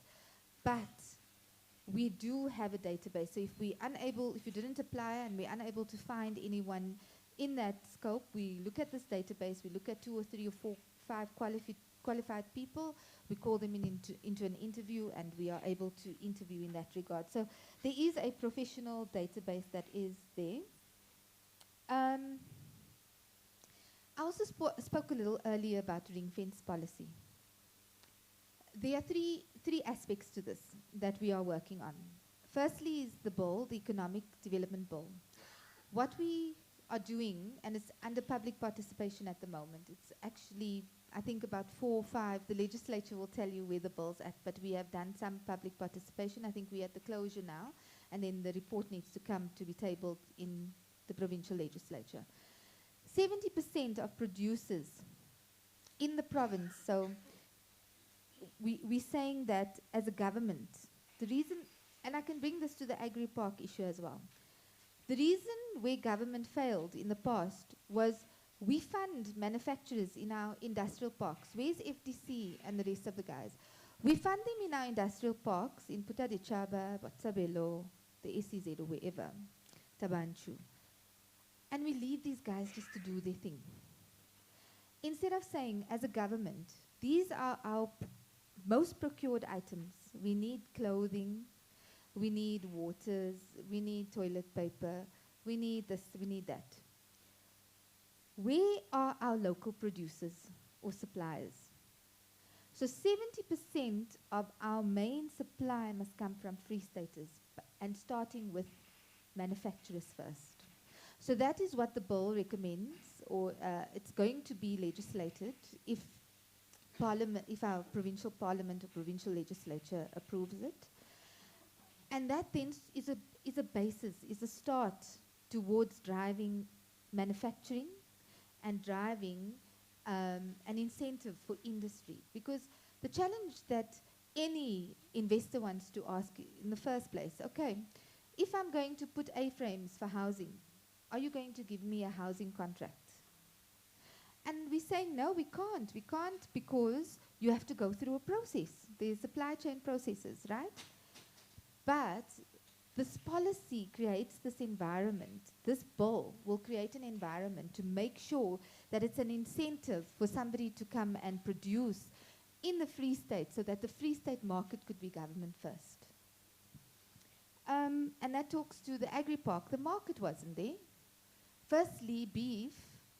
You want to export beef to China, one of the largest consumers of beef. There are only 3 licenses to export to China in the country. And it's regulated at national DTIC and Department of Agriculture. That is where we've got the STIA and the rest of the team to challenge these things. And not one of those are Free State. So there's Beef Master, current beef, and another one. I'm not sure, as an example, Sparta is there, but they have to supply through one of these ones that have got a license to go to China. So our market access, or the ability to create an environment where we can do all of these things, all of it, but we have to start with the markets. So the agri-park, we're saying, okay, you're growing fruits, vegetables. We purchase. What is our total cost of catering, Mr. Madupi? Our total cost of catering in a year is more than 50 million, maybe as a province, right? Yes. That's a market in itself. Where are they buying those goods from? Woolworths, Pick n Pay? Where are they buying the goods from? Anybody from the Free State? When does government take a stance and say, let us buy fresh, or our suppliers, we need to put in a regulation that says our suppliers must buy fresh fruit and vegetables locally first. And that's part of our points on functionality and price that we need to put in order to make sure that you are succeeding to win this tender. So systemically, we've got to do that. And I would import, part of the other work that we need to do that we shouldn't leave out is the review of our SCM and our PFMA policies. Because it's not, Mr. Van Vieren, it is not directly supporting what we want to do for upcoming and emerging entrepreneurs. Because functionalities, you have your 90-10 principle and then your 80-20 principle depending on cost, value, and the project, right? Now, that is where we have a challenge because those who have been in the system long enough with the most experience will always come out better. And then the only determining factor is price. And price, once again, deals with economies of scale. So if you can go and buy it bulk, you're going to get it cheaper, you can give it to government cheaper. If you've got relationships and you've been in the system longer, how is an emerging entrepreneur going to be able to do all of that?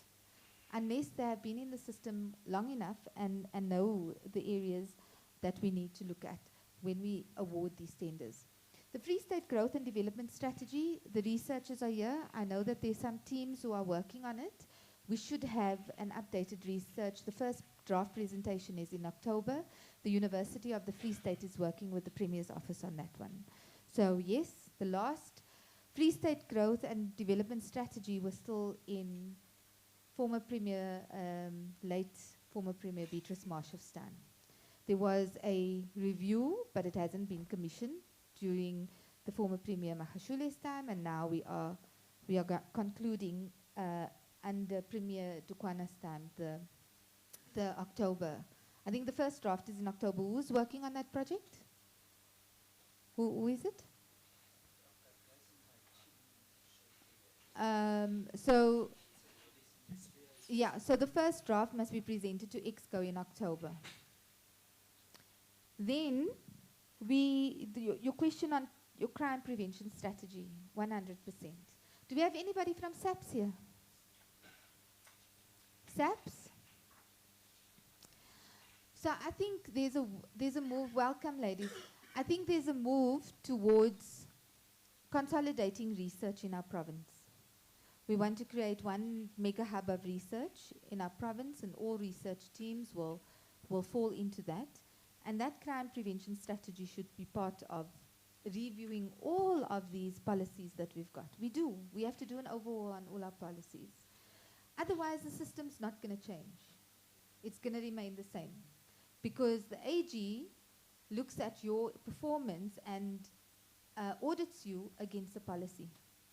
And no official is going to work outside of the policy. So unless we are fundamentally going to have that changes at policy level, and it's something I think as a parking bay recommendation. Let us drive an overall process as researchers to deal with the changes in our policy. I think that was a very good suggestion that you made.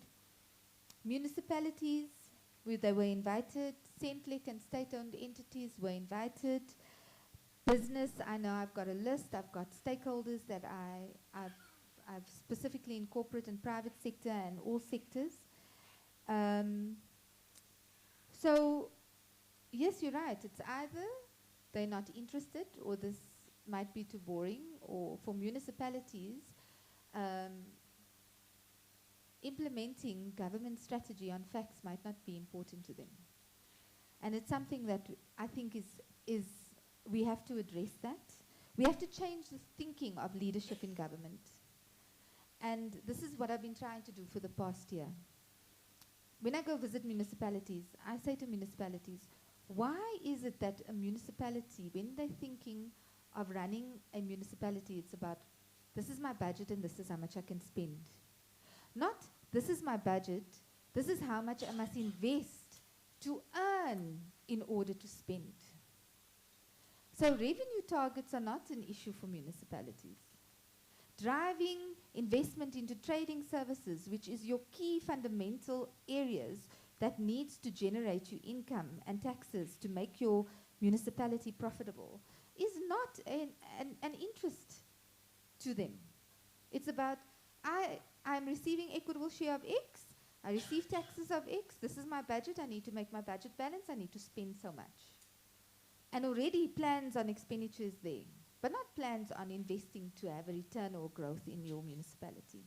And similarly, this is what I was trying to say today. What are we investing in when we spend that deals with growth? And that then will talk to how we can benefit the people of the Free State, how we can benefit those professionals who are outside, who want to come in and say, I've got a piece of land, and this land can be economically viable for 1, 2, 3, 4. I've got a project and I can make this happen. The other thing that you raised, sir, was the township economy and corporates wanting to keep us in the township economy. So I'm going to make some sort of, you'll help me. Let's look at China. China has expanded their sea mass towards creating a portion of sea for the ocean's economy. So individuals have got fishing rights and they've extended that. So every individual has got a piece of sea where they can have fishing license, and they use that for economic viability. We don't know how much we do actually, because it was Itumeleng Moses. Where is he? Has he left? He did 10 years ago, or more than that, he did a research document on Mangawoon's township economy. 10 or 12 years. Destia still got it. Tati Musia, you still have that. Close to 12 billion rands in Mangawoon alone, just on desired goods. Bread, milk, cigarettes. What was the other item? I can't remember. I looked at it when I started in Destia. I remember it was done in 2010 or 2011, 2012, somewhere there. The township economy is a rich economy. What we need to do, and where we've gone wrong, is that we haven't invested enough in the township economy. And that's where the issue of township banks need to come in, because still somebody wants to go out. We need a township wholesaler where those ladies don't have to go to a market 200 kilometers away to buy their fruit and vegetables. We need to create consolidated systems where you're purchasing price. But you know what? Let's do it this way. We actually should have an ICT system where somebody creates a wholesale market, and these individuals with spaza shops and so on, I know there's somebody in Frankfurt who's done something like that. Oil, bread, this, that, to the other. They order it there and then they deliver into the spaza shops. There is a lot of money flow in the townships. And unfortunately, the corporate sector has not benefited on that just yet. You still, on your society schemes, on your social banking, what's it called? You've got a social banking stokvels. You have not infiltrated that market, because you know what the stats tell us? That youngsters, 64% of them keep their money under the mattress or in a cookie jar at home. They don't trust in banking. And that's the township economy. And you know what? We haven't done sufficient research to really understand the profitability of our township economies. When it comes to panel beating, when it comes to clothing, when it comes to funerals, when it comes to parties, funerals. There's a young lady, it was an NGO that I went to. She didn't have money, but she makes close to 45,000 rand a month, just providing tables and chairs for funerals in and around the ward. We don't want to get rid of that economy. We don't, and I think we shouldn't. So we just need to find ways to transcend that into more profitable, more compliant, permitted, and structured businesses. And once we can do that, like the Malaysians, like the Indians, and others, we can drive the growth of SMMEs through the advancement of our township enterprises. I think, lastly, just on the agri-parks once again. Pilot, what are they called now? I know you're not with Department of Agriculture, but they moved from agri-parks to some agri-hubs, or what? But it started with the FLP. Yeah, what is it? FPSU.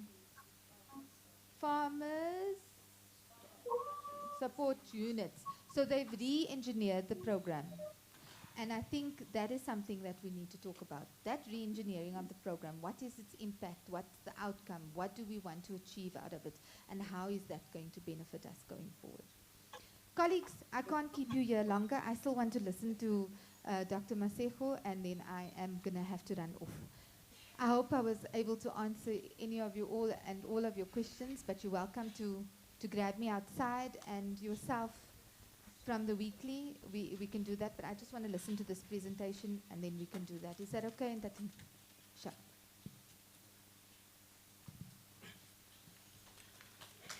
Thank you.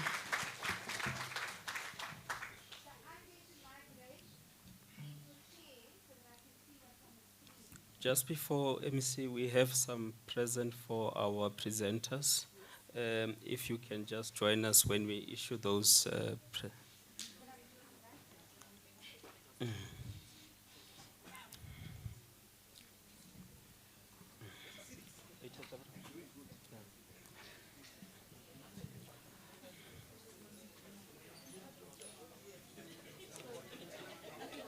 Yeah. Professor Potgieter, please receive our token of appreciation.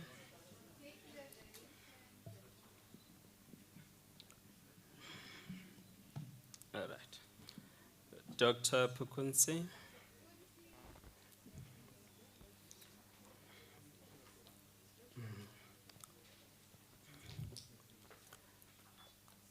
Thank you very much.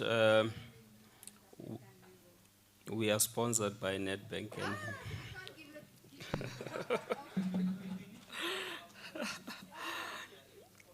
Yeah. No, colleagues, let's allow the presenters to take their seats. We are between lunch at this particular point, and I wanted to allow the MEC to have this presentation so that when the lunch takes place, most of the presentation for this session are now done. I'm now going to invite you, Doc, to lead us in this presentation. You will need this computer. I just closed it. Thank you.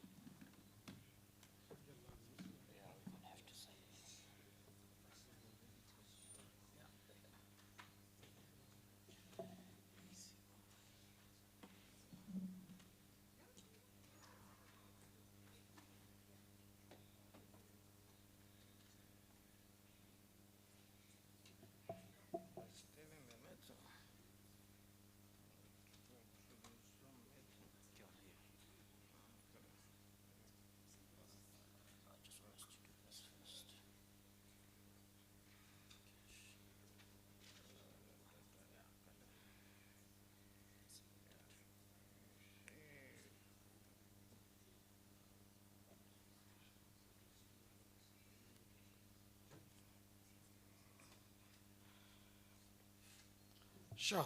Thank you once again. I will just start by focusing on the economic challenges we face as an economy and the progress that is happening right now. We know that the economy hasn't been growing at a rate that we need as a country. We recovered out of the effects of COVID and all that, but it's been pretty much flat. And what's holding the economy back? It's what we call structural challenges, and load shedding is often the most quoted one. We see the challenges that are at a national level, and that basically has been the failure of institutions. But the most encouraging development is that all these issues are being addressed. We've seen load shedding being quite intense. For instance, so far this year, we've had more load shedding than we had for the whole of 2022. And ESCOM is promising to make progress. For instance, we are seeing an improvement in the electricity availability factor. which is basically the efficiency of ESCOM in providing electricity. But within this load shedding shock, what's happening in South Africa? We are seeing a shift, a diversification in energy generation. We've seen government policies and incentives in place.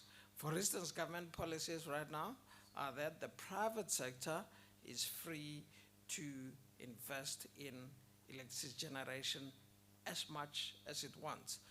No more element. You will recall that in July 2022, the government lifted that 100 megawatts limit on private sector energy generation. Now the private sector can invest as much as it wants in electricity generation. And we've seen a boom in money going towards the renewable energy projects. In addition to that, in the February budget statement this year, the minister introduced tax incentives which are meant to stimulate investment in renewables. For instance, as individuals, for this tax year, for every 60,000 rand you spend on solar panels, you can claim a tax rebate of 15,000. And that is helping to improve, or rather, stimulate investment in renewable energy projects. For the corporate sector, a company can claim 125% of whatever it spends in the first year of a new renewable energy project against its tax bill. So for every 1 million rand that a company spends on a new renewable energy project, that company can claim 1.25 million from SARS. So that is pretty much stimulating investment in renewables. And the second chart here just shows the volume of new projects being registered with NERSA, because NERSA is still the regulator of the electricity sector in South Africa. So look at the megawatts coming online. And the question here is, when are we going to see load shedding at least reducing quite significantly? We've heard ESCOM promising us that the second half of 2024 is going to be quite different in the sense that load shedding will be lower, and that will be due to the improvements, operational improvements at ESCOM. But we believe that the pipeline of renewable energy projects will definitely take us towards containing the shortage of electricity in South Africa because of this rapid increase in private sector electricity generation. The investments, particularly by the big corporates, just here in the Free State, the mines in the Machaben district, the Machaben municipality, are pumping massive amounts of money into renewable energy projects. And remember, with the change that is happening in South Africa, the private sector can pump their additional or extra generation into the national grid. So we are seeing a change in electricity generation. ESCOM is still important, still provides between 85 and 90% of our electricity in South Africa, but there's been a massive shift. 20 years ago or so, 100% as a country, we relied on ESCOM. The private sector is now coming on stream, and we see that through the sharp increase in the imports of solar panels, a great opportunity for us as a country to boost the manufacturing of solar panels, not only for the local market, but also for export.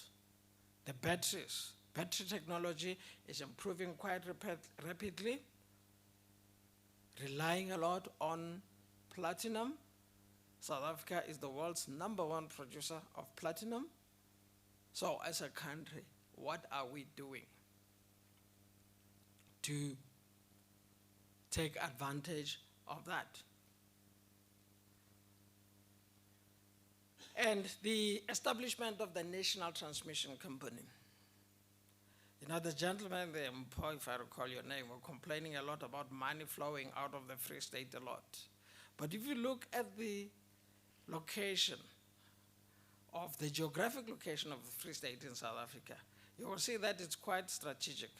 Right in the middle of the north-south corridor and the east-west corridor. What does that tell you?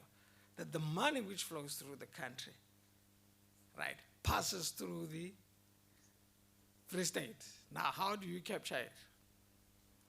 That should be the question you ponder. You know, how do you capture this money flowing through the Free State? Through all sectors. I'll go into the breakdown of the main sectors in the Free State economy, and you will see how the Free State economy has changed, at least over the past 2 decades. I mean, I also, when we grew up, we knew the Free State to be a gold mining area. I grew up in Rustenburg, which is a platinum mining area. And mining areas are on the down now. That session we had in Valcom in May, the challenge being that, you know, the gold mining companies aren't contributing as much as they used to, at least when it comes to the production of gold. So what's the opportunity? Renewable energy production.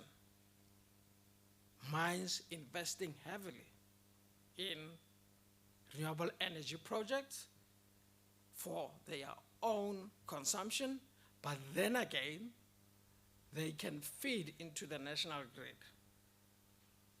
The National Transmission Company is being established right now.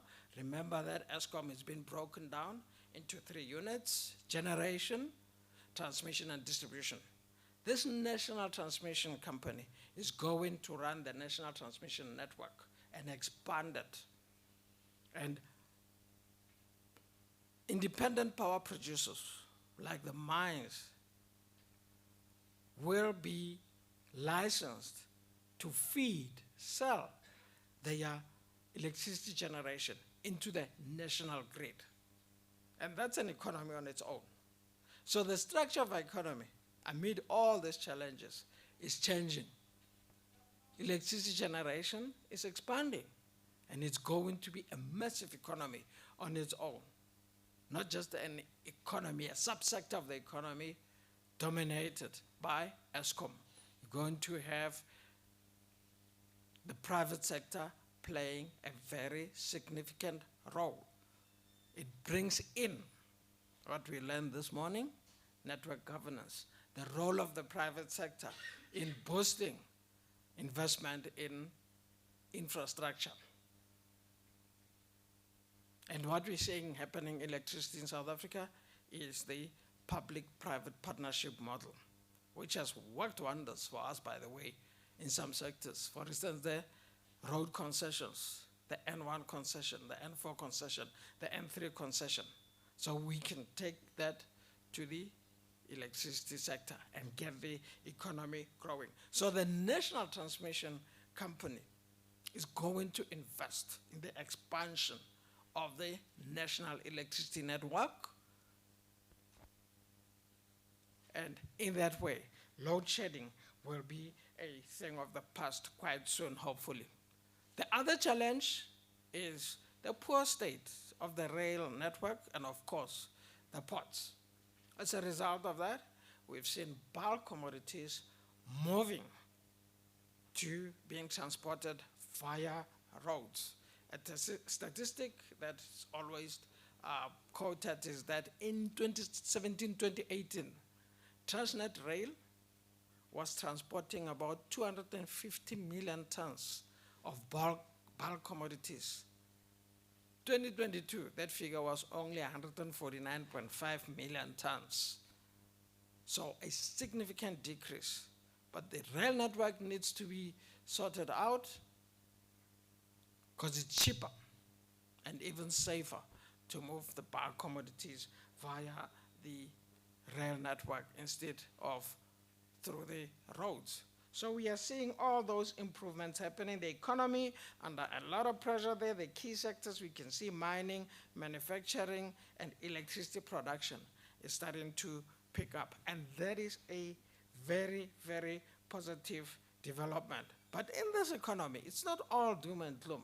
You know, as economists, I know that we tend to sometimes focus on what's not going right in the economy, but a lot of things are going right. We're seeing South Africans coming together to say we can address these challenges. I mentioned earlier that when we look at the governance indicators and the development indicators, we saw a downturn in the late 2000s. But that has stabilized now and is starting to turn around, because private sector investment is starting to pick up. CEOs are optimistic about this economy, despite the economic decline. And many of them are signing up to really help investment in entrepreneurial firms. And by the way, I believe in township economies too. I'll touch on that. What we have to mobilize for them is financing, money. So they can become more sophisticated, they can move up the value chain. When we're talking about the township economy, we're not talking about the 3 T's, a taxi, a tavern, and a tuck shop. That's not the township economy. The services sector. I'll show you the potential of the township economies. Motor vehicle sector, investment, booming. We've got motor manufacturing nodes in Tshwane, in Kuha, in Durban, and we are just seeing investment happening. Stellantis, the global auto manufacturing company, is opening a 3 billion plant, and they say it will be operational by 2025. We are used, I don't know if, Stellantis, the most famous brand they are known for in terms of manufacturing is Jeep. All the Jeeps you're seeing on South African roads right now are imported. But production of those cars is going to start in South Africa right now. The auto sector is one of the sectors where we've really done well as a country in terms of industrial development. The Motor Industry Development Plan, when it was introduced in 1995, with all those incentives in place, has done extremely well. We've got 7 car plants now. The Chinese are opening an 8th one in Koha, and then Stellantis is coming with the 9th one. The irony is that a Mercedes-Benz C-Class assembled in East London gets exported to Germany, the home of Mercedes-Benz. That is how well we've done as a country. So we need to replicate that in all other sectors. The energy sector is a great opportunity for us as a country. And I see South Africa being a leader in energy generation in future, because the shock of load shedding has basically forced us as a country to find ways of dealing with it, invest in new ways of generating electricity. And the just energy transition, a lot of work is happening. Remember, we are moving away from the coal-fired power stations of Eskom, and we are moving towards this mix of renewables. The Northern Cape, the Free State, plenty of sunshine, great opportunity to generate renewable energy. Battery technology is improving. The criticism right now against renewable energy is that, yes, with solar panels and all that. If it rains for a week, you don't have power. But batteries are important. And that technology, that innovation is happening to capture it, to keep that electricity. And countries across the globe are very interested in investing in South Africa and all that. I'll give you one statistic which I got from a friend of mine who got it through her contacts. There's this company in the Netherlands which is involved in energy generation technologies. They are developing technologies to make energy generation more efficient and all that. That company is in Amsterdam. And 40% of its workers are South African university graduates. It gets its labor from here. Some people will say, yes, it's a brain drain and all that, but I believe that's a skill for South Africa, skills development for South Africa. Imagine what's going to happen if just half of those people come back to South Africa and implement what they learned there. So this is where we sit as a country. So it's not all doom and gloom. Transnet, with all its trouble, it's still manufacturing rail wagons and exporting them. And it will be turned around. And now where does the Free State sit in all this? Statistics South Africa has released its provincial GDP numbers for 2022, and they show the contributions there. But what's interesting in those numbers is the change in the structure of the provincial economies. The Free States used to be known as an agriculture and gold mining economy. But you must look at how the structure of the Free State economy has changed. Look at the contribution of sectors to the Free State economy in 2022. You don't have to take pictures, the slides can be distributed later. Oh, okay. Right. Look at the services sector, finance, real estate, and business services. And for me, even personal services and wholesale and retail trade, for me, this is where the potential for the revival of township economies sets. Take, for instance, agriculture and transport will be in other. These are very surprising statistics, because we will think that agriculture is big. Not anymore. Services. If you can look at, the developing economies outside Asia, the fastest growing economies have recorded significant increases in services provision. The primary reason being that many people, or a large portion of the populations in those economies, had been excluded from services for a long time. Let's talk about banking. Bricks and mortar banks, branches are still around and increasing, by the way. But banking is no more about walking into a branch. I don't have my cell phone here, but I can still see a lot of them. That's your bank. All the apps and all that. Money flows in that.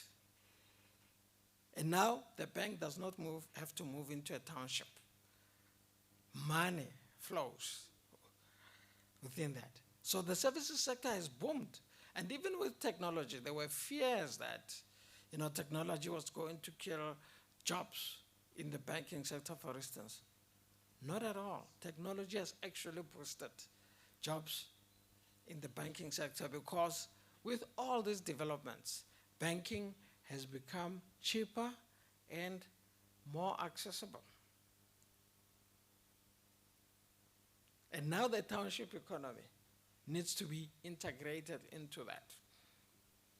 How are we going to ensure that the money, that 12 billion that flows within Mangaung townships, how do we get it into our cell phones and get it to generate even more returns by financing small businesses in the townships, making information accessible to those townships. For instance, the ICT sector will also be there in business services, right? What the mobile phones have done, right?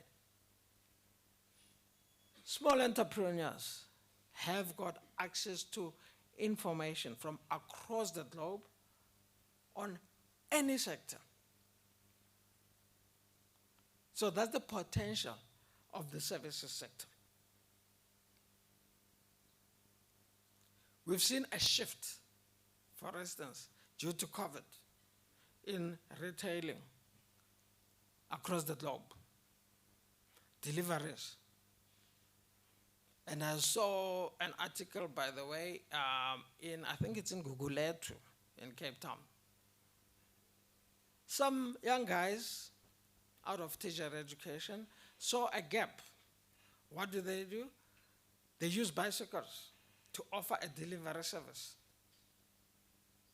For the households who don't want to who don't want to queue at the supermarket or what, they collect their list and the money, and they go to the supermarket, get their groceries, and deliver to the house. That's a services economy. Because our lifestyles are changing. And for me, that is the potential of the township economy. Malls moving into townships and killing the old style township retailer. How do we get that retailer to be part of the supply chain of goods and services that are offered at the mall? That's got to be the challenge. That's what we've got to think about, find a solution to.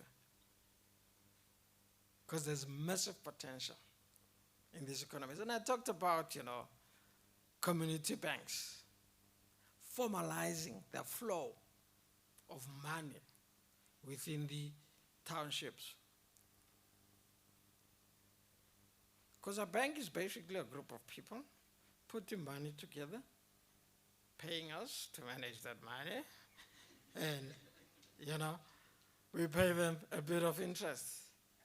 Now, if the people can be upskilled to do that, imagine the value that's going to be derived out of the capital, because that is capital for the township.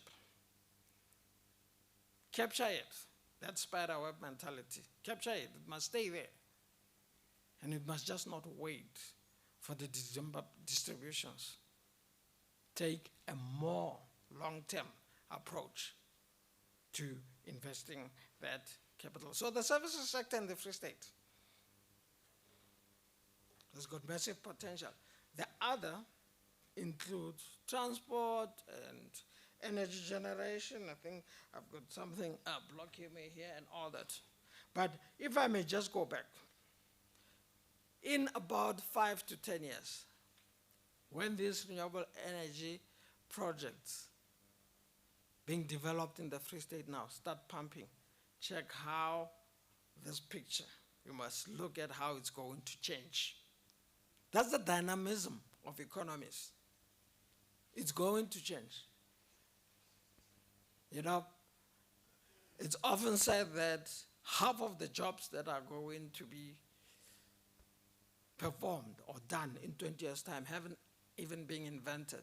And by the way, that was the situation back then, 20 years ago. So when some of us were still in university, we were always being told that half of the jobs that are going to need people and skills 20 years from now haven't even been invented. We don't know what those jobs are.